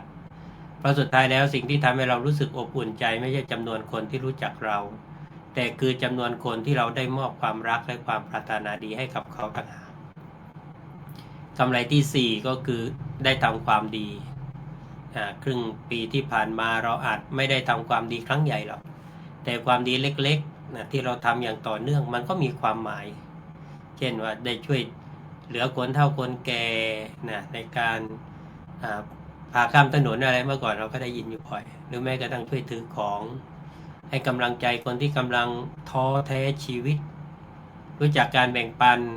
สิ่งของให้คนอื่นมีการบริจาคสิ่งของช่วยเหลือในอย่างที่จังหวัดน่านซึ่งมีเรียกว่าภัยน้ำท่วมเนี่ยเขามีการช่วยเหลือกันหรือให้กำลังใจกันช่วยงานส่วนรวมมากขึ้นกว่าเดิมไหมพูดคำดีๆแทนคำตำหนิมากขึ้นหรือเปล่าหรือการให้อภัยคนที่ทำให้เราไม่สบายใจได้ไหมความดีไม่จำเป็นต้องยิ่งใหญ่แต่ขอเพียงทำด้วยใจที่ดีก็พออันนี้เรื่องของกำไรแล้วมาดูเรื่องขาดทุนบ้างคืออะไรเวลาที่เสียไปโดยไม่ได้สร้างคุณค่าเนี่ยอันนี้น่าจะเสียดายนะเงินทองหล่นหายย้อนไปหายังมีท่าหวังพบประสบสมแต่วันคืนผ่านไปไม่ปรารมจะนิยมย้อนหลังอย่าหวังเลยอันนี้จำมาจากหน้าเมนวัดชลประทานพระอาจารย์พระครูสุรศักดิ์ท่านขึ้นปาฐกถาไปยืนฟังอยู่แล้วก็พยายามจำแล้วก็เอาไปเทศต่อได้ห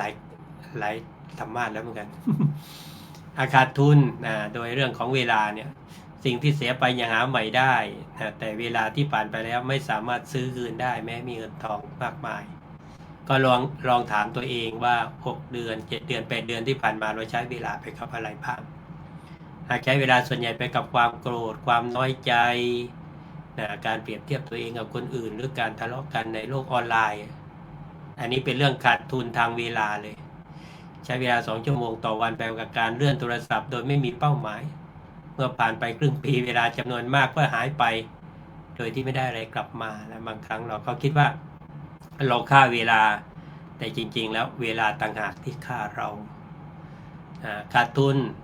ในเรื่องของการเสียความสัมพันธ์เพราะทิฏฐิเพราะว่าบางครั้งเราขาดทุนไม่ใช่เพราะเสียเงินแต่เพราะเสียคนดีๆไปจากชีวิตพ่อแม่โทรมาเราไม่รับเพราะว่าบอกกำลังยุ่งไม่มีเวลาคุยเพื่อนชวนคุยเราก็ตอบอย่างหงุดหงิดอย่ามายุ่ง คนรักหรือคนในครอบครัวทำผิดเราก็ไม่ยอมให้อภัยเขากว่าจะรู้ตัวคนที่เราเคยมีอยู่ข้างๆอาจจะไม่ได้อยู่ตรงนั้นอีกต่อไปแล้วก็ได้จนวันหนึ่งเราก็มาเสียใจว่าถ้าวันนั้นเราให้เวลาเขาสักหน่อยวันนี้ก็คงจะไม่เกิดขึ้นเร็วเกินไปนี่ก็เป็นเหตุผลว่าอย่าปล่อยให้ทิฏฐิมาชนะความสัมพันธ์ที่ดีขาดทุนเรื่องอะไรสุขภาพ เสียก็เพราะละเลยตัวเองบางคนหาเงินเก่งแต่ไม่มีเวลาดูแลเรื่องสุขภาพนอนน้อยเน้นอย่างใครน้องอรุณก็ตามเรก็ตามแต่ก็น่าจะมีเหตุผลหนึ่งด้วยคือการพักผ่อนน้อยบางทีก็กินไม่เป็นเวลาเครียดสะสมแล้วก็ไม่เคยหยุดพักจึงควรถามตัวเองว่าครึ่งปีที่ผ่านมาเราดูแลร่างกายที่พาเรามาถึงวันนี้ดีพอแล้วหรือยังอันการดูแลสุขภาพไม่ใช่ความเห็นแก่ตัวแต่เป็นการรักษาเครื่องมือที่ทำให้เราสามารถทำความดีต่อไปได้ทีนี้ อันนี้คือเดือนที่ผ่านมาแล้วแต่เหลือเวลาอีก6 เดือนที่เหลืออยู่เราจะใช้ชีวิตอย่างไร อันนี้ก็เป็นคำถามน่าคิดเหมือนกันนะก็เราพอมองไปแล้วก็จะได้ไม่ประมาทในเรื่องของการใช้ชีวิตพุทธศาสนาสอนว่าไม่ประมาทในชีวิตการทบทวนตัวเองจึงไม่ใช่การตำหนิตัวเองแต่เป็นการใช้สติพิจารณาว่าอะไรควรทำต่ออะไรควรจะหยุดอะไรควรจะแก้และอะไรควรจะเริ่มต้นใหม่ครึ่งปีแรกผ่านไปแล้วเราเอากลับคืนมาไม่ได้แต่เหลืออีกเกือบครึ่งปีที่เรายังเหลืออยู่ยังเป็นของเราอย่าเสียดายกับสิ่งที่ผ่านไปแต่จงใช้เวลาที่เหลืออยู่ให้ดีที่สุดกำไรของชีวิตไม่ใช่ว่ามีมากกว่าใครแต่คือวันนี้เราเป็นคนที่ดีกว่าเมื่อวานขาดทุนของชีวิตไม่ใช่มีน้อยกว่าใครแต่คือมีเวลาแล้วไม่ได้ใช้เวลาไปในการสร้างความดีดังนั้นครึ่งปีผ่านไปลองหยุดสักนิดเปิดบัญชีชีวิตตัวเองและถามว่าเราได้กำไรอะไรและขาดทุนอะไร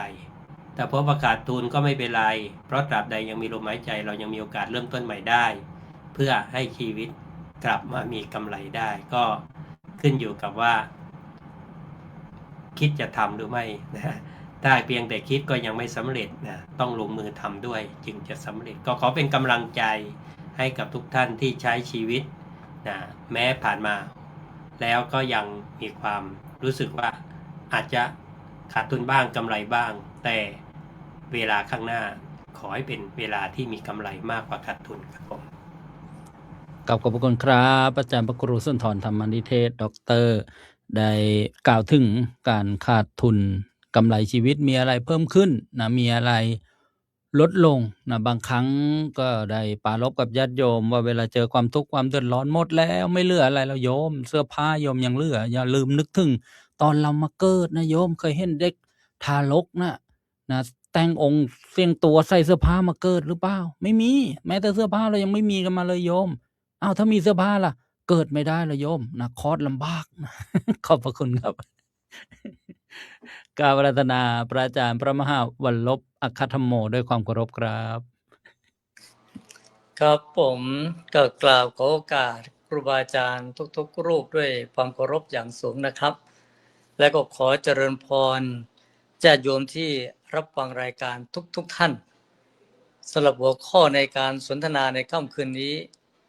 ทันทีที่ได้อ่านหัวข้อนะครับ มันมีคำพูดคำหนึ่งที่ปรากฏขึ้นมาทันทีว่าวันเวลาผ่านไปบัดนี้เราทำอะไรอยู่คือพอได้อ่านหัวข้อปั๊บประโยคนี้มันก็ปรากฏขึ้นมาก็เป็นการชวนเรามาศึกษาพิจารณากันว่าตลอดเวลาครึ่งปีที่ผ่านมาเนี่ยเราได้พัฒนาตัวเองสู่ความเป็นไทยได้มากน้อยแค่ไหนจริงๆเวลาผมสอนปฏิจจสมุปบาทนะครับมันจะมีตัวที่เป็นสัญลักษณ์หรือเป็นภาพวาดของอสูรเนี่ยเขาจะมีเครื่องประดับต่างๆจะมีปลอกแขนจะมีปลอกขาจะมีเครื่องประดับที่ดูและทำให้เกิดความสวยงามแต่ครูบาอาจารย์ที่ท่านสอนในรุ่นก่อนๆท่านเตือนสติเราว่าเครื่องประดับเหล่านี้มันเหมือนกับเป็นเครื่องประดับที่เป็นตั้งคำถามแก่มนุษย์เราทุกคนว่าเราเกิดมาทำไมเราเกิดมาเป็นเพียงแค่เครื่องประดับของการเวลาหรือไม่ก็คือเกิดแก่เจ็บตายเกิดแก่เจ็บตายเกิดแก่เจ็บตาย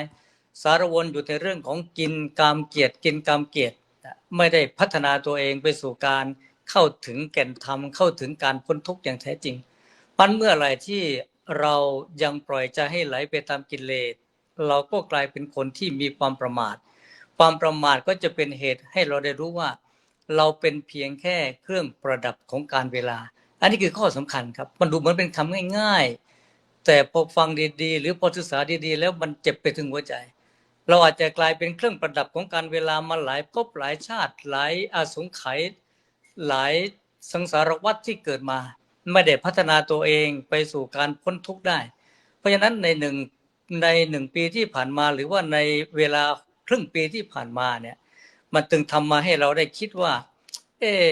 กำไรที่เราพึงจะได้จากวันเวลาคืออะไรสำหรับผมนะครับสำหรับอาตมาภาพหรือสำหรับกับผมเนี่ยผมมองว่าอย่างที่พระอาจารย์สรายุทธบอกแหละ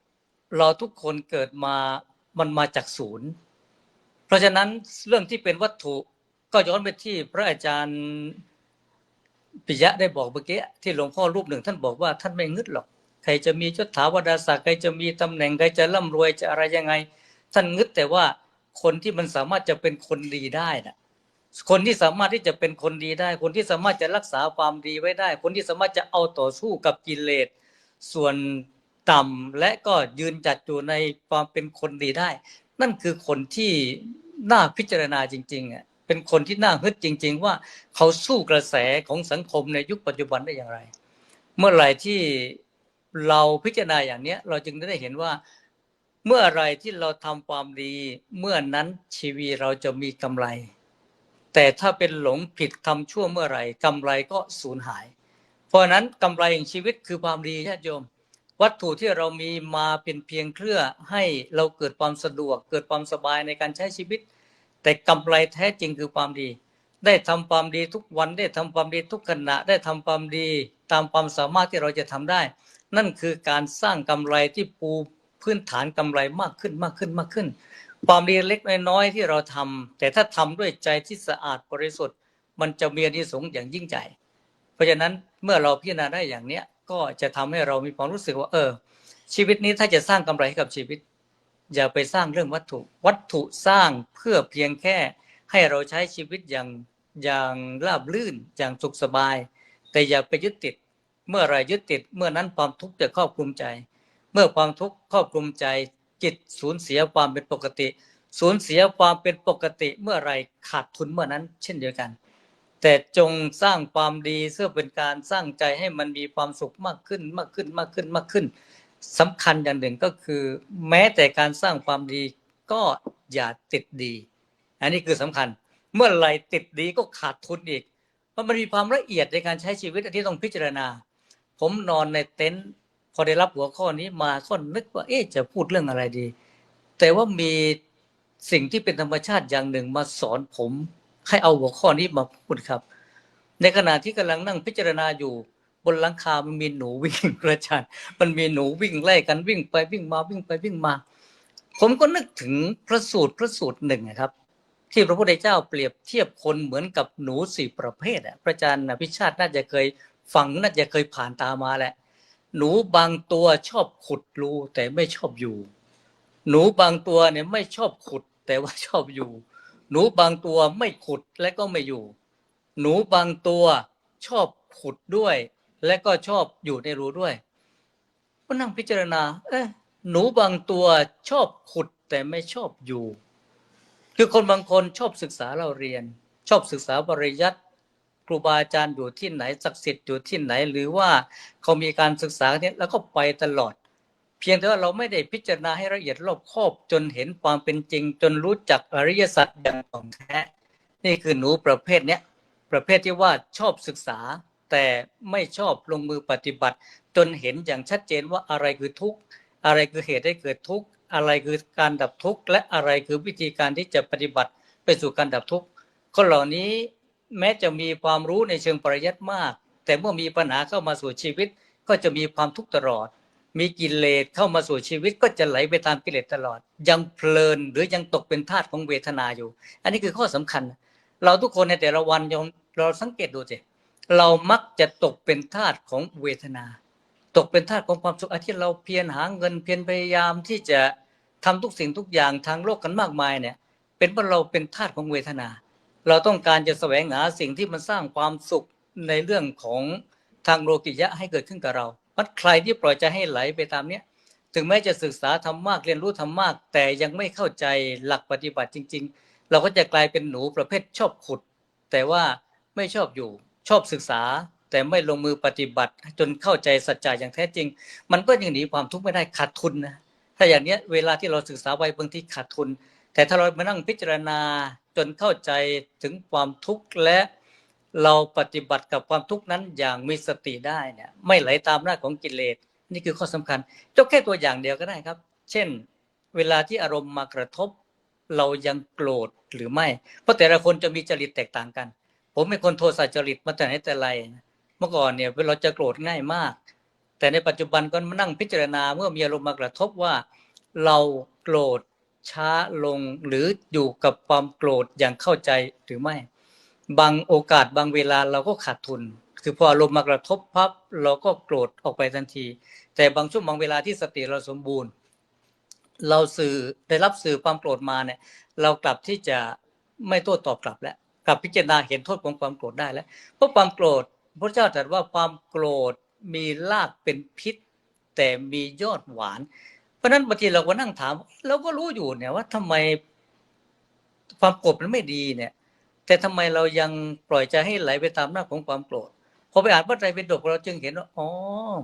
ธรรมชาติของความโกรธคือมันมีรากเป็นพิษแต่มียอดหวานมีรากเป็นพิษอย่างไรเมื่อไหร่ที่โกรธเมื่อไหร่ที่ไหลตามความโกรธมันเป็นผลส่งให้เกิดความทุกข์แก่เรานั่นคือรากที่เป็นพิษมียอดหวานบางครั้งได้ทำอะไรตามความโกรธของคนที่เป็นมิจฉาทิฏฐิหรือมีวิชชาครอบใจเนี่ยมันรู้สึกสะใจไงอาจารย์เคยเป็นไหมได้ด่าใครโดยหน้าของความโกรธด่าเสร็จบางทีมันนั่งสะใจเนี่ยกูนี่สุดยอดมากเลยด่าจนเพื่อนร้องไห้ได้เนี่ยไอ้นั่นในตัวเราประมาทแบบโง่แบบเต็มเลยนะมานั่งชื่นชมกับไอ้สิ่งที่มันจะพอกพูนเป็นความชั่วที่จะเพิ่มขึ้นคนอื่นไม่มีไม่รู้แต่ผมเคยเป็นโหสะใจมากเถียงแม่จนแม่ร้องไห้ได้แต่หมายเป็นความสำเร็จในโลกคือมันนึกย้อนหลังแล้วมันเร็วจริงๆมันเลยเถียงครูบาอาจารย์จนครูบาอาจารย์ไปไม่เป็นได้เนี่ยโอ้โหเป็นความสำเร็จเราได้เป็นยอดแห่งสิทธิ์ที่เอาชนะได้พอมาไปสอนหนังสือนักเรียนสอนเข้านักเรียนเถียงเขาบ้างเนี่ยจึงมานั่งสลดหดหู่ใจว่ากรรมมันเร็วดีเหมือนกันเพราะนั้นธรรมชาติของความโกรธมันมีรากเป็นพิษคือผลเป็นทุกข์แน่นอนแต่ที่น่ากลัวคือมันมียอดหวานเมื่อไหร่ที่เราเพลินกับมันเราจะศึกษาทำเท่าไหร่ก็จะกลายเป็นหนูตัวที่หนึ่งนะครับคือชอบขุดแต่ไม่ชอบอยู่หนูตัวที่สองไม่ชอบขุดไม่ขุดแต่ไปอาศัยโพรงเพื่อนคนเหล่านี้อาจจะมีตัวปัญญาเดิมที่ติดตัวตามตนมามากไม่ได้ศึกษาไม่เล่าเรียนอะไรมากมายแต่ก็อยู่ในธรรมได้เข้าใจธรรมอย่างสะอาดลึกซึ้งอาจจะเป็นอุคติตัญญูนะครับเรียกว่าได้ฟังธรรมแค่เล็กน้อยก็สามารถจะนำไปสู่การปรับใช้ในชีวิตจนมีความสุขได้หนูประเภทที่สามไม่ขุดด้วยไม่อยู่ด้วยนี่คือเกิดมาประมาทแท้เลยไม่สนใจศึกษาเราเรียนและก็ไม่ใส่ใจที่จะนำธรรมปฏิบัติปฏิเสธเรื่องการที่จะพัฒนาตัวเองคนเหล่านี้เนี่ยภาษาที่เราพูดง่ายๆคือเกิดมาเพื่อโลกโดยแท้เลยเพราะจะสร้างความทุกข์ให้แก่ตัวเองแก่ผู้อื่นอย่างเป็นวงกว้างอย่างที่เราทราบข่าวกันอยู่ก็จะเป็นวงกว้างมากและหนูประเภทสุดท้ายนะครับชอบขุดด้วยชอบอยู่ด้วยหนูประเภทนี้ก็คือสนใจศึกษาไม่ประมาทในชีวิตและก็พัฒนาตนเองจนเข้าถึงแก่นธรรมเพราะฉะนั้นเมื่อไหร่เราดูตามชีวิตหนูเหล่านี้ก็ได้คนที่ขุดแล้วไม่อยู่ขาดทุนคนที่ไม่อยู่แต่คนที่ไม่ขุดแต่อยู่ก็เสี่ยงนะครับถ้าสติปัญญาไม่ถึงจริงๆมีวิชาทิฏฐิเข้าครองตัวเมื่อไหร่หรือว่าคือบางทีก็ใช้แต่สุขส่วนตัวเพราะไม่อาจจะสอนคนอื่นได้เนื่องจากไม่มีฐานความรู้ที่จะสอนได้แต่นั้นต้องดูเป็นหนูประเภทที่3ก็หนูประเภทที่4คือต้องขุดด้วยอยู่ด้วยส่วนหนูประเภทที่3ไม่ขุดไม่อยู่เนี่ยอันนี้อย่าให้เข้าใกล้ชีวิตเลยเพราะฉะนั้นก็ขอให้ทุกท่านครับจงเป็นผู้ที่พัฒนาตัวเองไปสู่เป้าหมายอย่างสูงสุดเพื่อความไม่ขาดทุนง่ายสุดคือการทำความดีเมื่อไหร่ได้กำไรเมื่อนั้นและถ้าพัฒนาไปจนถึงการพ้นทุกข์ได้นั่นคือกำไรอย่างสูงสุดฝากกล่าวไว้แค่นี้ครับผมขอบคุณครับอาจารย์พระมหาวันลบโอ้ยมีหลากหลายธรรมะเลยพัฒนาตัวเองไปสู่อิสระนะให้ได้มากๆแล้วก็นะมีเรื่องหนู่ด้วยญาติโยมนะหนู่4ประเภทโยมคมชานมาลาจากนครนายกบอกว่าไม่เคยฟังเลยเป็นบุญหูนะเอามองผิดจะเป็นบุญหนู่ไม่ใช่นะบุญหู อาจารย์พระประภาสสมัยก่อนหนู่อะไรที่ดังรู้เปล่านะนอกจาก4ประเภทน่ะหนูไม่รู้แต่หนูจะเอาอะไรอย่างเงี้ยได้ไหม อันตะโกนี่แล้วพระมหาวันลบบอกว่าบางคนเนี่ยไม่ขุดเองอะ ขอไปฟังว่าไม่ขุดเองนะแต่จะไปอาศัยเพื่อนนะอยู่นะหรือไปอาศัยปัญญาผู้อื่นนะแบบนี้ก็ต้องเรียกว่าสมัยนี้ต้องบอกเป็นนู่ AI นะทำนู่นโปสเตอร์มาเหมือนเราอยู่ในสมัยนั้นหรือเหตุการณ์นั้นๆดังๆอะไรอย่างเงี้ยนะครับกราบขอบพระคุณอีกครั้งหนึ่งครับกราบอาราธนาพระอาจารย์พระมหาวิชาติกรัญยวสีประเรียนธรรม9ประโยคด้วยความเคารพครับ กล่าวถวายความเคารพพระเถรานุเถระคณะพระธรรมวิทยากรทุกรูปซึ่งมีท่านอาจารย์เจ้าคุณพระวิเทศสิทธิธรรมพรเป็นประธานและก็ขอเจริญพรญาติโยมที่รับชมรับฟังอยู่วันนี้ผมว่าผมได้ทบทวนตัวเองจากที่ครูบาอาจารย์เป็นกระจกส่องให้นะครูบาอาจารย์เป็นกระจกส่องให้บางทีผมไม่ได้คิดบางทีไม่ได้วางแผนไม่ได้คิดก็ครูบาอาจารย์ว่าต้องวางแผนแบบนี้นะได้กำไรได้ขาดทุนนะฮะผมก็พอได้หัวข้อครึ่งปีผ่านไปเรามาทบทวนชีวิตกันดีไหมกำไรขาดทุนอย่างไรนะฮะผมเลยไม่เตรียมอะไรเลยผมคิดว่าตอนได้หัวข้อมานะไม่เตรียมอะไรเลยผมจะมาเล่าเรื่องตัวเอง ผมจะมาเล่าเรื่องตัวเองไงเพราะว่าใครจะไปรู้ว่าครึ่งปีผ่านมาเนี่ยผมไปเจออะไรบ้างหรือเราไปเจออะไรบ้างนะเพราะฉะนั้นก็เล่าเรื่องตัวเองแล้วกัน เล่าเรื่องตัวเองแล้วกันว่าที่ผ่านมาเนี่ยกำไรหรือขาดทุนนะทำไมต้องมีกำไรขาดทุนนะถ้าจะบอกว่ามีกำไรขาดทุนมันต้องมีการตั้งเป้าไว้ก่อนนะถ้าไม่มีการตั้งเป้าไว้เนี่ยจะมาหากำไรหาขาดทุนไม่ได้นะมันต้องมีการตั้งเป้าหมายเอาไว้อย่างที่ผมเคยเล่าเมื่อก่อนว่าครั้งหนึ่งผมเคยไปร้านอิงเจ็ตร้านทำป้ายเนี่ยเขาบอก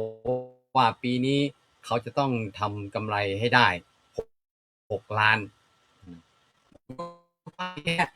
ยม6 ล้านเลยเหรอตั้งเป้ากำไร6 ล้านเลยบอกว่าอาจารย์ตั้งสูงไว้ก่อนตั้งสูงไว้เพื่อเป็นแรงจูงใจและเป็นแรงผลักดันนะให้เป็นแรงจูงใจและเป็นแรงผลักดันเพื่อจะไปให้ถึงเป้าหมายเป็นของโยมคนนั้นอาจจะแค่ว่าปีนี้ขอให้ได้สัก1 ล้านก็พอให้ได้มีกำไรสักล้านพอแต่ตั้งไว้6 ล้านนะตั้งไว้6 ล้านนะเพราะฉะนั้นถ้าได้6 ล้านโอ้โหนี่มันเป็นดับเบิลนะแต่ถ้าได้1 ล้านก็อันนั้นคือเป้าหมายในใจเพราะฉะนั้นการจะบอกว่าวันนี้ชีวิตเราผ่านไป6 เดือน7 เดือน8 เดือนแล้วมีกำไรขาดทุนก็ดูว่าเราทุกท่านมีการตั้งเป้าหมายไว้อย่างไรว่าจะเลิกชั่วจะเลือกดีนะเลือกดีเลิกชั่วมากน้อยแค่ไหนและทำได้แค่ไหนอย่างไรส่วนผมเนี่ยผมมามองตัวเอง6 เดือนที่ผ่านมาผมเอาคำว่าไม่มีกำไรขาดทุนนะแต่ผมใช้คำว่าผมกราบตัวเองได้ไหม6 เดือนที่6 เดือนที่ผ่านไปเนี่ย6 เดือน7 เดือนที่ผ่านไปผมกราบตัวเองได้สนิทไม้สนิทมือสนิทใจไหมหรือผมภาคภูมิใจใน6 เดือน8 เดือนที่ผ่านมาของผมไหมในการใช้ชีวิตของผมนะซึ่งมันก็มี2 ส่วนที่เราอาจจะยินอาจารย์เจ้าคุณพระพรหมบัณฑิตท่านพูดเสมอว่าคนเรามันมีประโยชน์อยู่2 ส่วนคือ1อัตหิตประโยชน์ส่วนตนแล้วก็2ปรหิตประโยชน์ส่วนผู้อื่นนะบางคนก็เอาแต่ประโยชน์ส่วนตัวไม่สนใจประโยชน์ส่วนรวมนะได้ประโยชน์ส่วนตัวแต่เสียประโยชน์ส่วนรวมบางคนเอาแต่ประโยชน์ส่วนรวมเสียประโยชน์ส่วนตัวก็ไม่ดีถ้าจะให้ดีก็คือได้ทั้งประโยชน์ส่วนตัวแล้วก็ได้ทั้งประโยชน์ส่วนรวมอันนี้ถือว่าเพอร์เฟกต์สมบูรณ์นะฮะเพราะฉะนั้นในประโยชน์ส่วนตัวของผมเรามาตรวจดูศีลตรวจดูอาจาระตรวจดูพฤติกรรมตรวจดูความคิดของเราผมก็ยังให้ตัวเองเป็นบวกอยู่นะเนี่ยถ้าสมมติว่าคะแนนเต็ม10ผมยังให้เป็นบวกอยู่ยังให้เกินครึ่งอยู่เรามองว่าเราภูมิใจในความคิดในศีลในอาจาระในพฤติกรรมของเราที่ผ่านมานะมันจะมีบางเรื่องที่บกพร่องบ้างมีเรื่องที่บกพร่องไปบ้างก็อย่างที่ว่าก็เป็นเสขบุคคลเราก็เพียรพยายามเพื่อศึกษาพัฒนาต่อไปแต่เรารู้นะผมอย่างเช่นก่อนเข้าพรรษาที่ผ่านมาผมตั้งเป้าผมทำ resolution ใช่ไหมอาจารย์ปิยะ resolution สำหรับ3 เดือนนี้ว่าจะทำอะไรมันก็มีหลายๆอย่างที่ผมยังทำได้นะยังพวกภาคภูมิใจว่า4 อาทิตย์ผ่านไปแล้ว1 เดือนพรรษาผ่านไปแล้วผมยังไม่พลาดยังไม่ผิดข้อที่ตั้งใจเอาไว้อาจจะมีบางข้อที่ยังบกพร่องอยู่ทำได้ครึ่งหนึ่งบางข้อทำได้น้อยแต่ผมก็ยังมีความคิดว่าผมจะไปเพิ่มไอ้ส่วนที่มันน้อย อันนี้คือประโยชน์ที่ทำที่ตั้งใจว่าจะทำเพื่อตนเองนะโดยเฉพาะเรื่องสุขภาพที่อาจารย์มหาปิยะบอกว่าสร้างภาพหรือเปล่ามีแต่ภาพเห็นแต่ทำงานเอาเวลาไหนไปพักไปผ่อนเนี่ยผมพูดให้ฟังนะผมไม่รู้ว่ามันเป็นวัยไหมนะอันนี้ฝากญาติโยมและครูบาอาจารย์ด้วยช่วยวิจารณ์ว่ามันเป็นวัยหรือเปล่าเป็นวัยทองหรือว่าวัยผู้เฒ่าหรือเปล่านะคนอื่นเสียชีวิตไปผมเฉยๆนะจนมาคุณเรเสียชีวิตล่าสุดเนี่ยผมเริ่มมาคิดถึงตัวเองว่าผมเนี่ยจะหลับไปเลยหรือเปล่าเหมือนคุณเรย์แมคโดนัลด์หรือเปล่านะเพราะว่าใช้ชีวิตคล้ายๆกันแต่ที่ไม่เหมือนกันก็คือการขบฉันผมไม่เหมือนนะอาจจะทำงานหนักพักผ่อนน้อยใช่แต่อันนี้คือช่วยฝากคิดหน่อยว่าคือผมเป็นอย่างนี้มาเป็น10 ปีแล้วนะเป็น10 ปีแล้วคือผมนอนน้อยผมนอน4 ชั่วโมงหรือบางทีไม่ถึงนะฮะไม่มีนอนกลางวันนะฮะไม่มีนอนกลางวันนอน4 ชั่วโมงผมไม่รู้ว่ามันพอไหมถ้าสำหรับคนทั่วไปเขาบอกว่าไม่พอนอนน้อยไป4 ชั่วโมงนอนไม่ไปแต่ผมไปดูหลวงปู่ทองนะผมได้แนวคิดเนี่ยมาตั้งแต่ผมไปปฏิบัติธรรมกับหลวงปู่ทองตั้งแต่ปี2557ที่ไปจำพรรษาอยู่ปฏิบัติธรรมกับหลวงปู่ทองที่วัดพระธาตุสีจอมทองหลวงปู่นอน4 ทุ่มตื่นตี 2ทุกวันแล้วหลวงปู่อยู่ได้ยังไงทั้งอายุ80 กว่าแล้วท่านก็บอกว่าได้กรรมฐานเลี้ยงนะได้กรรมฐานเลี้ยงการเข้ากรรมฐานนะพอจิตมันสงบจะเรียกว่าฌานอ่อนๆก็แล้วแต่นะฮะมันทำให้เหมือนรีเฟรชเหมือนไปรีเฟรชร่างกายปั๊บมันก็กระชุ่มกระชวยขึ้นมาเหมือนตอนที่ผมเข้าอธิษฐานคอร์สของหลวงปู่นะฮะ3 วันไม่นอนเนี่ยอยู่ได้เราคิดว่าเราอยู่ได้ยังไงแต่พอมีจังหวะที่เราไปเข้าสมาธิที่มันเป็นสงบจริงๆมันดับจริงๆนะแค่แวบเดียวนะฮะเราก็กลับมาสดชื่นนะผมก็เลยคิดสำหรับตัวผมเองนะผมมองว่าการที่ได้พักผ่อนของผมคือการที่ผมได้มาสูดลมหายใจนะมาสูดลมหายใจมาทำสมาธินี่คือการเป็นรีเฟรชร่างกายของผมแล้วให้ผมกลับมากระชุ่มกระชวยซึ่งผมได้สูตรนะฮะฝากครูบาอาจารย์นะฮะแล้วก็ญาติโยมที่ฟังเมื่อสักปลายปีเมื่อต้นปีมั้งหลวงพ่อพระครูสิริคณาภิรักษ์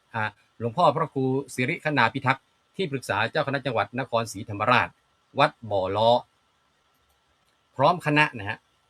ท่านมางานท่านมางานลุงตาชีท่านมางานพระราชทานเพลิงศพลุงตาชีแล้วก็มีโอกาสแวะมาอาจารย์กุ๊กไก่พระครูไก่พามาเยี่ยมที่วัดอายุ80 กว่านะฮะแต่ทรงท่านนี่แข็งแรงมากผมก็เลยถามว่าหลวงพ่อครับมีสูตรสุขภาพร่างกายดีที่อยากจะแบ่งปันลูกหลานไหมท่านบอกว่าท่านฝึกโยคะฝึกโยคะคราวนี้ฝึกท่านก็บอกว่ามันไม่สะดวกที่จะแนะนำมันมีท่าที่จะแนะนำแต่ว่าเอาง่ายๆท่านบอกว่าฝึกลมหายใจแล้วกันนะฝึกลมหายใจสูตร4-7-8ไม่ได้บอกหวยนะคุณโยมนะท่านบอกว่าฝึกสูตรลมหายใจ4-7-8ครูบาอาจารย์เคยได้ยินไหมฮะสูตรลมหายใจ4-7-8หายใจเข้ากั้นไปเลยฮะ4 วิ5 วิ6 วิก็ได้นะฮะแล้วก็ไปกั้นไว้7 วิแล้วก็ค่อยๆปล่อยทางปากเบาๆ8 วินะนั่นก็คือเป็นการเติมออกซิเจนให้สมองนะเป็นการเติมออกซิเจนให้สมองนะครับฝึกท่านบอกว่าท่านมีเคล็ดลับอยู่แค่นี้นะก็คือการฝึกโยคะแล้วก็ฝึกลมหายใจเพื่อเอาอากาศไปเลี้ยงสมองทุกวันนี้ผมก็นะผมอย่างหนึ่งที่เป็นความภาคภูมิใจกับตัวเองได้คือผมตั้งอธิษฐานว่ามันอันที่จริงมันก็เป็นเรื่องกิจวัตรนะเป็นเรื่องกิจวัตรของพระแต่ว่าด้วยความที่พระธรรมทูตต่างประเทศเนี่ยจะมีภาระงานเยอะมากบางทีกิจวัตรต่างๆก็เปลี่ยนแต่ผมก็พยายามบอกตัวเองว่าผมจะขอเข้าเฝ้าพระพุทธเจ้าเนี่ยอย่างน้อยวันละครั้งให้ได้วันละครั้งทุกวันนะฮะเข้าไปกราบไปสวดมนต์ไหว้พระแล้วก็ไปผมจะตอนท้ายผมจะนั่งสมาธิแล้วก็ได้โอกาสตัวนี้ก็เพิ่มเข้ามาคือทวนปฏิโมกข์ทุกวันอันนี้คือตั้งใจจะทำแล้วก็ยังทำได้มาตลอดก็ถือว่าเป็นความภาคภูมิใจแล้วก็ที่ตนเองยังมั่นในประโยชน์ส่วนตัวนะอันนี้คือประโยชน์ส่วนตัวที่ ควรมีควรเป็นเราก็ต้องมีต้องเป็นส่วนประโยชน์ส่วนรวมเนี่ยผมให้คะแนนประโยชน์ส่วนรวมผมไปให้คะแนนส่วนรวมมากกว่าประโยชน์ส่วนตัวนะถ้าหากว่าวัดกันระหว่างบาลานซ์เช็คบาลานซ์ระหว่างประโยชน์ส่วนตัวหรือประโยชน์ส่วนรวมเนี่ยมันจะเป็นอย่างนี้นะผมทุกวันเนี่ยนะไม่อยากอยู่ห้องนะถ้าอยู่ห้องนี่คือทำประโยชน์ส่วนตัวนะแต่พอออกนอกห้องแล้วก็จะทำโน่นทำนี่ไม่รู้สารพัดเป็นครูใหญ่แล้วก็นอกจากครูใหญ่เป็นอะไรสารพัดทำไปหมดคือเป็นคนชอบทำนู่นทำนี่เพื่อผู้อื่นเนี่ยอย่างที่ตำหนิตัวนี้คือว่าตั้งใจจะสอบ Citizen Apply Citizen ในเดือนนี้นะจนทุกวันนี้ยังไม่ได้เอาเอกสารมากรอกเลยเพราะยังเพลินกับการทำงานเพื่อผู้อื่นมันก็มีงานเข้ามาเรื่อยๆก็ทำนะเพราะฉะนั้นก็ในเรื่องของ6 เดือนผ่านไปครึ่งปีผ่านไปมาทบทวนชีวิตกันดีไหมกำไรขาดทุนอย่างไรนะผมก็อย่างที่พูดกันตอนว่าควรจะมีการเป้าหมาย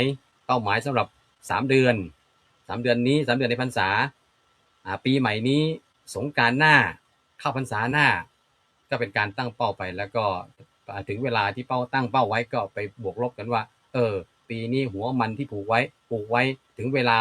เก็บเกี่ยวแล้วหัวมันโตหัวมันเล็กมันก็วัดได้นะเมื่อถึงเวลานะแต่มากกว่านั้นที่ทำก็คือทำทุกวันนะทำทุกวันไม่ต้องตั้งเป้าก็ได้ไม่ต้องตั้งเป้าทุกวันแต่ว่าตั้งเป้าแค่ว่าทุกวันดังภาษาบาลีว่าอโมคังทิวสังกะยิราอัปเปนะพหุเกนวาอย่าให้วันเวลาผ่านไปเปล่าจะมากจะน้อยก็ให้ได้อะไรบ้างนะครับผม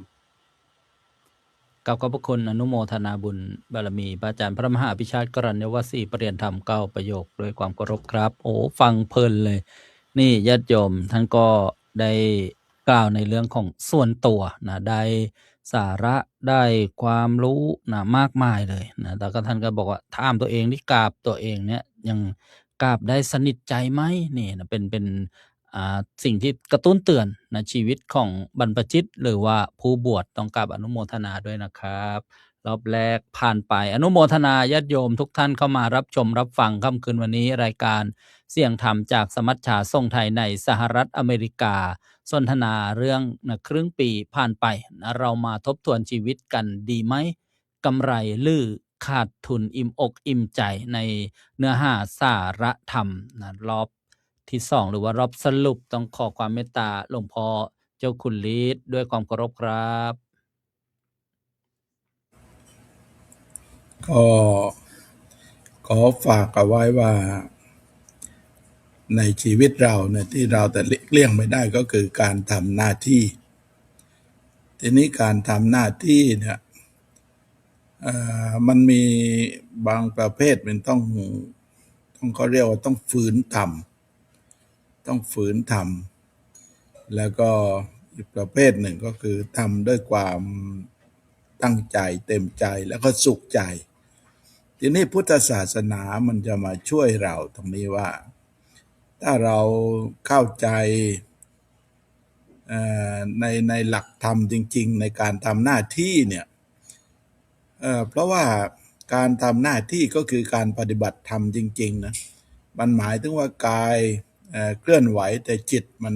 ต้องสงบเย็นกายเคลื่อนไหวจิตใจต้องสงบเย็นเมื่อเราทำได้อย่างนี้เนี่ยมันก็มีความสุขทุกเวลาแล้วก็มันได้กำไรทุกวันได้กำไรทุกวันเราอย่าไปคิดถึงเรื่องเงินทองนะบางคนไปมุ่งไปที่เงินที่ทองทีนี้การพอเรามุ่งไปที่เงินที่ทองมันก็มีความทุกข์มันมีปัญหาทำไมเจ้านายไม่เคยขึ้นเดือนให้เลยอย่างโน้นอย่างนี้แล้วก็การเข้าไปทำงานก็มีปัญหากับเพื่อนร่วมงานบ้างอะไรบ้างมันก็สร้างปัญหาทำให้ความทุกข์คนนั้นเป็นอย่างนั้นคนนั้นเป็นอย่างนี้แล้วเราก็ไม่ได้มองตัวเองจนมากจะมองไปที่ผู้อื่นปัญหามันมองที่ผู้อื่นหมดมันไม่เคยมองมาที่ตัวเองทีนี้การที่เรามาดูอบดุลชีวิตเนี่ยหมายถึงให้เราได้มองตัวเองบ้างเราอย่าไปมองที่ผู้อื่นเมื่อเรามาที่มองที่ตัวเองแก้ไขตัวเองปรับปรุงตัวเองให้ได้เนี่ยมันก็มีความสุขได้ โดยที่เราไม่ต้องอิงอาศัยผู้อื่นอยู่แล้วความสุขความทุกข์ของเรามันอยู่ที่ตัวเราเอง เพราะฉะนั้นครึ่งปีเนี้ยเราจะอยู่อย่างไรที่ต้องไม่เป็นทุกข์นะต้องเปลี่ยนความคิดทันทีต้องไอ้ความคิดที่มันเป็นไปเพื่อความทุกข์เนี่ยเราจะต้องลดทันที แล้วก็ต้องเพิ่มความคิดที่มันเป็นบวกให้เราได้อยู่ในโลกนี้อย่างมีความสุขได้นะครับผมครับขอบพระคุณครับกับรัตนาพระอาจารย์พระครูเกษมพิศพลครับ ครับ เป็นยังไงญาติโยมทบทวน ครูบาอาจารย์ทั้ง9 รูป10 รูป ปรากฏว่าเฮาผู้ฟังได้หยังแน่พ่อสิสรุปได้บ่ว่าเดียนเป็นหนูประเภทจุดหรือว่าเฮาเว้าให้สั้นก็คือว่า เราพร้อมที่จะตายหรือยังคำว่าตายไม่ใช่คำโหดร้ายเพราะฉะนั้น AI ต้องมาเรียนภาษามนุษย์คำว่าตายในที่นี่หมายถึงว่าสิ้นอายุไขเบิดบุญบารมีในมนุษย์ภพแต่ว่าญาติโยมเฮาผู้ฟังพร้อมหรือยังสนะคันเฮาพร้อมแล้วก็เป็นว่าไม่ต้องห่วงอะไรอาวรณ์กับปัจจัย4อะไรทั้งนั้นพร้อมที่จะสละล่มปราณได้ทุกเวลาถือว่า1ล่ะเฮาได้สั่งสมบุญบารมีมาเพียงพอแล้วแม้นว่าสิหยุดลมหายใจเวลาไหนก็พร้อมโยมตัดสินใจได้แล้วยังแต่ว่าอาตมานี่ยังบ่ทันได้เจริญพร ขอบพระคุณครับกับรัตนาพระอาจารย์พระครูสุนทรธรรมนิเทศครับ วันไหนแจ่มใสคือกำไรชีวิต วันไหนหงุดหงิดคือชีวิตขาดทุนครับ กับขอบพระคุณครับกับรัตนาพระอาจารย์พระมหาปิยะครับ ครับก็อยากจะฝากพระราชดำริของในหลวงรัชกาลที่9นะท่านเคยพูดไว้ท่านบอกว่า our loss is our gain เขาบอกว่าบางอย่างนะดูเหมือนขาดทุนนะแต่ได้กำไรโดยเฉพาะสิ่งที่เป็นประโยชน์นะเป็นบุญกุศลบางทีอาจจะเหมือนเสียแต่ว่าได้กำไรคือได้กำไรที่เป็นประโยชน์ต่อตัวเองนะต่อชุมชนต่อสังคมต่อประเทศชาติก็อยากให้เราใส่ใจถึงเรื่องคุณงามความดีไว้ให้มากๆเพราะว่าเป็นมิติที่ส่วนมากคนจะลืมครับผมขอบพระคุณครับเสียเพื่อได้ครับกับรัตนาพระอาจารย์พระประหลัดประภาสครับ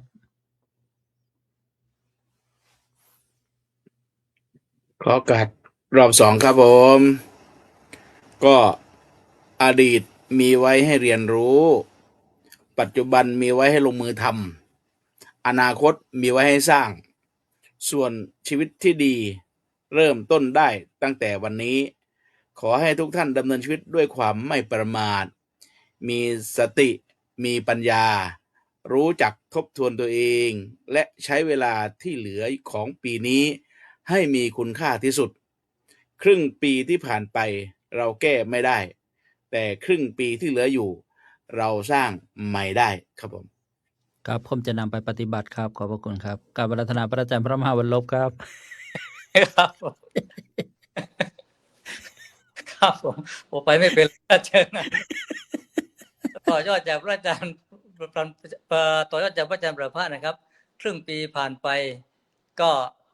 ขอให้มันผ่านไปแล้วแต่ครึ่งปีหลังที่จะมีต่อไปเนี่ยขอจง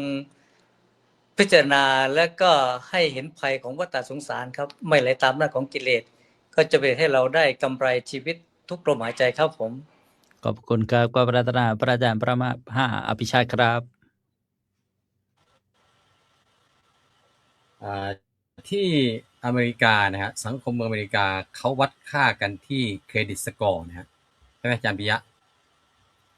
เขาวัดคุณค่ากันโลกภายนอกนะฮะเขาวัดคุณค่ากันที่เครดิตสกอร์ได้มายังไงเค เครดิตสกอร์ได้มาจากการจับจ่ายใช้สอยและการชำระหนี้ถ้าคุณใช้บัตรเครดิตในการจับจ่ายซื้อข้าวซื้อของและคุณมีวินัยในการชำระหนี้เครดิตคุณจะได้เครดิตสกอร์ดีแล้วเมื่อใดก็ตามถ้าคุณใช้จ่ายไม่ตรงไม่ตรงนะไม่ตรงแล้วว่าจ่ายไม่ตรงใช้ตรงแต่จ่ายไม่ตรงเครดิตสกอร์คุณก็จะถูกลดลงอันนี้เพื่อจะบอกว่ากำไรขาดทุนของเราขึ้นอยู่กับการใช้ชีวิตของเรานะมากกว่าการได้กำไรการขาดทุนก็คือการรักษาการรักษามาตรฐานของการทำดีเลิกชั่วเนี่ยเราจะรักษามาตรฐานยังไงทำดีไปแล้ว3 เดือนแล้วพอแล้วได้ตามเป้าแล้วนะ3 เดือนนี้ทำตามเป้าได้แล้วเลิกไหมผ่อนลงมาไหมเครดิตสกอร์คุณก็จะลดนะเพราะฉะนั้นก็ต้องยิ่งกว่าการได้แชมป์ก็คือการรักษาแชมป์ครับผมขอบคุณครับกับปรารถนาพระอาจารย์พระครูวินัยธรบุญยกรครับการทบทวนชีวิตเนี่ยมันเป็นสิ่งที่สำคัญในปัจจุบันแต่ละวันก็มีทบทวนประจำวันด้วยการเขียนบันทึกประจำวันใช่ไหมว่าแต่ละวันเองทำอะไรไปบ้างแต่ละเดือนก็ต้องมีการสรุปทบทวนประจำเดือนว่ามีอะไรบ้างและแต่ละปีก็มีการสรุปทบทวนประจำปีเหมือนกันเมื่อเราทบทวนตัวเองบ่อยๆทบทวนงานบ่อยๆแล้วเราจะเห็นเองว่าสิ่งใดควรที่จะระวังสิ่งใดควรที่จะละสิ่งใดควรจะรักษาและสิ่งใดควรจะต้องพัฒนาต่อไป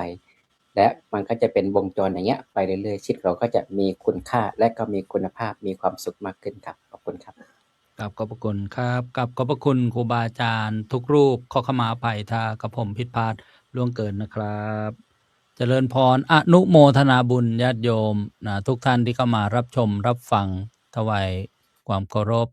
ท่านพระอาจารย์พระครูสมุทรสมพรนะครับจากภูเก็ต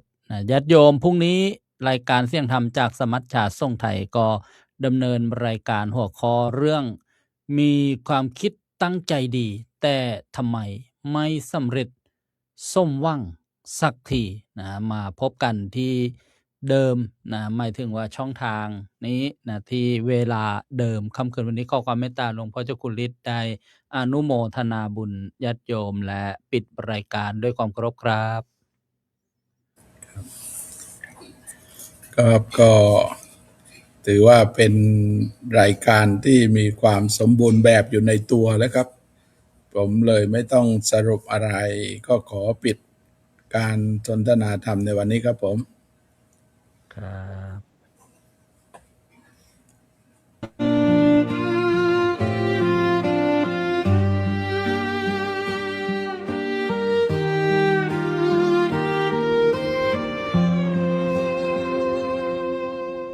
รายการเสียงธรรมจากสมัชชาพระสงฆ์ไทยในอเมริกาสืบศาสนา ด้วยแรงศรัทธาและเสียสละตนเปรียบดังแสงทองที่ส่องทางคนเสียงธรรมตามสายสู่ดวงใจชาวพุทธสดใสคลายทุกภัยในชีวิตขอให้เจริญในคุณความดีอริยสัจนี้บุญช่วยลาจากใต้สานเหนือสุดขอบฟ้าเสียงธรรมนี้นำพาความสุขมา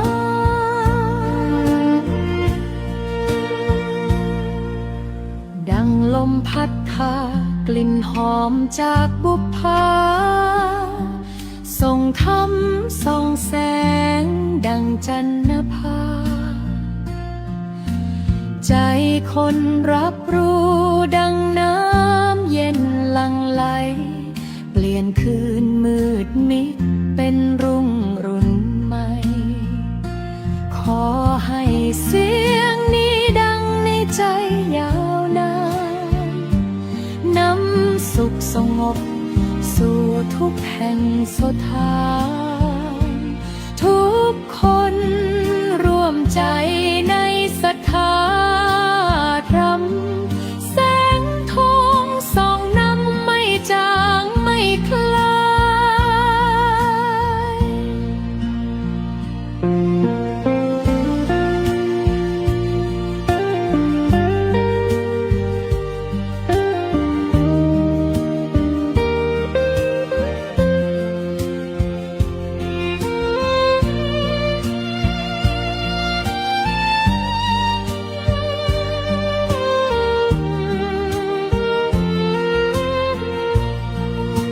ขอให้เจริญในคุณความดี อริยสักนี้บุญช่วยนำพา จากใต้อีสานเหนือสุดขอบฟ้า เสียงธรรมนี้นำพาความสุขมา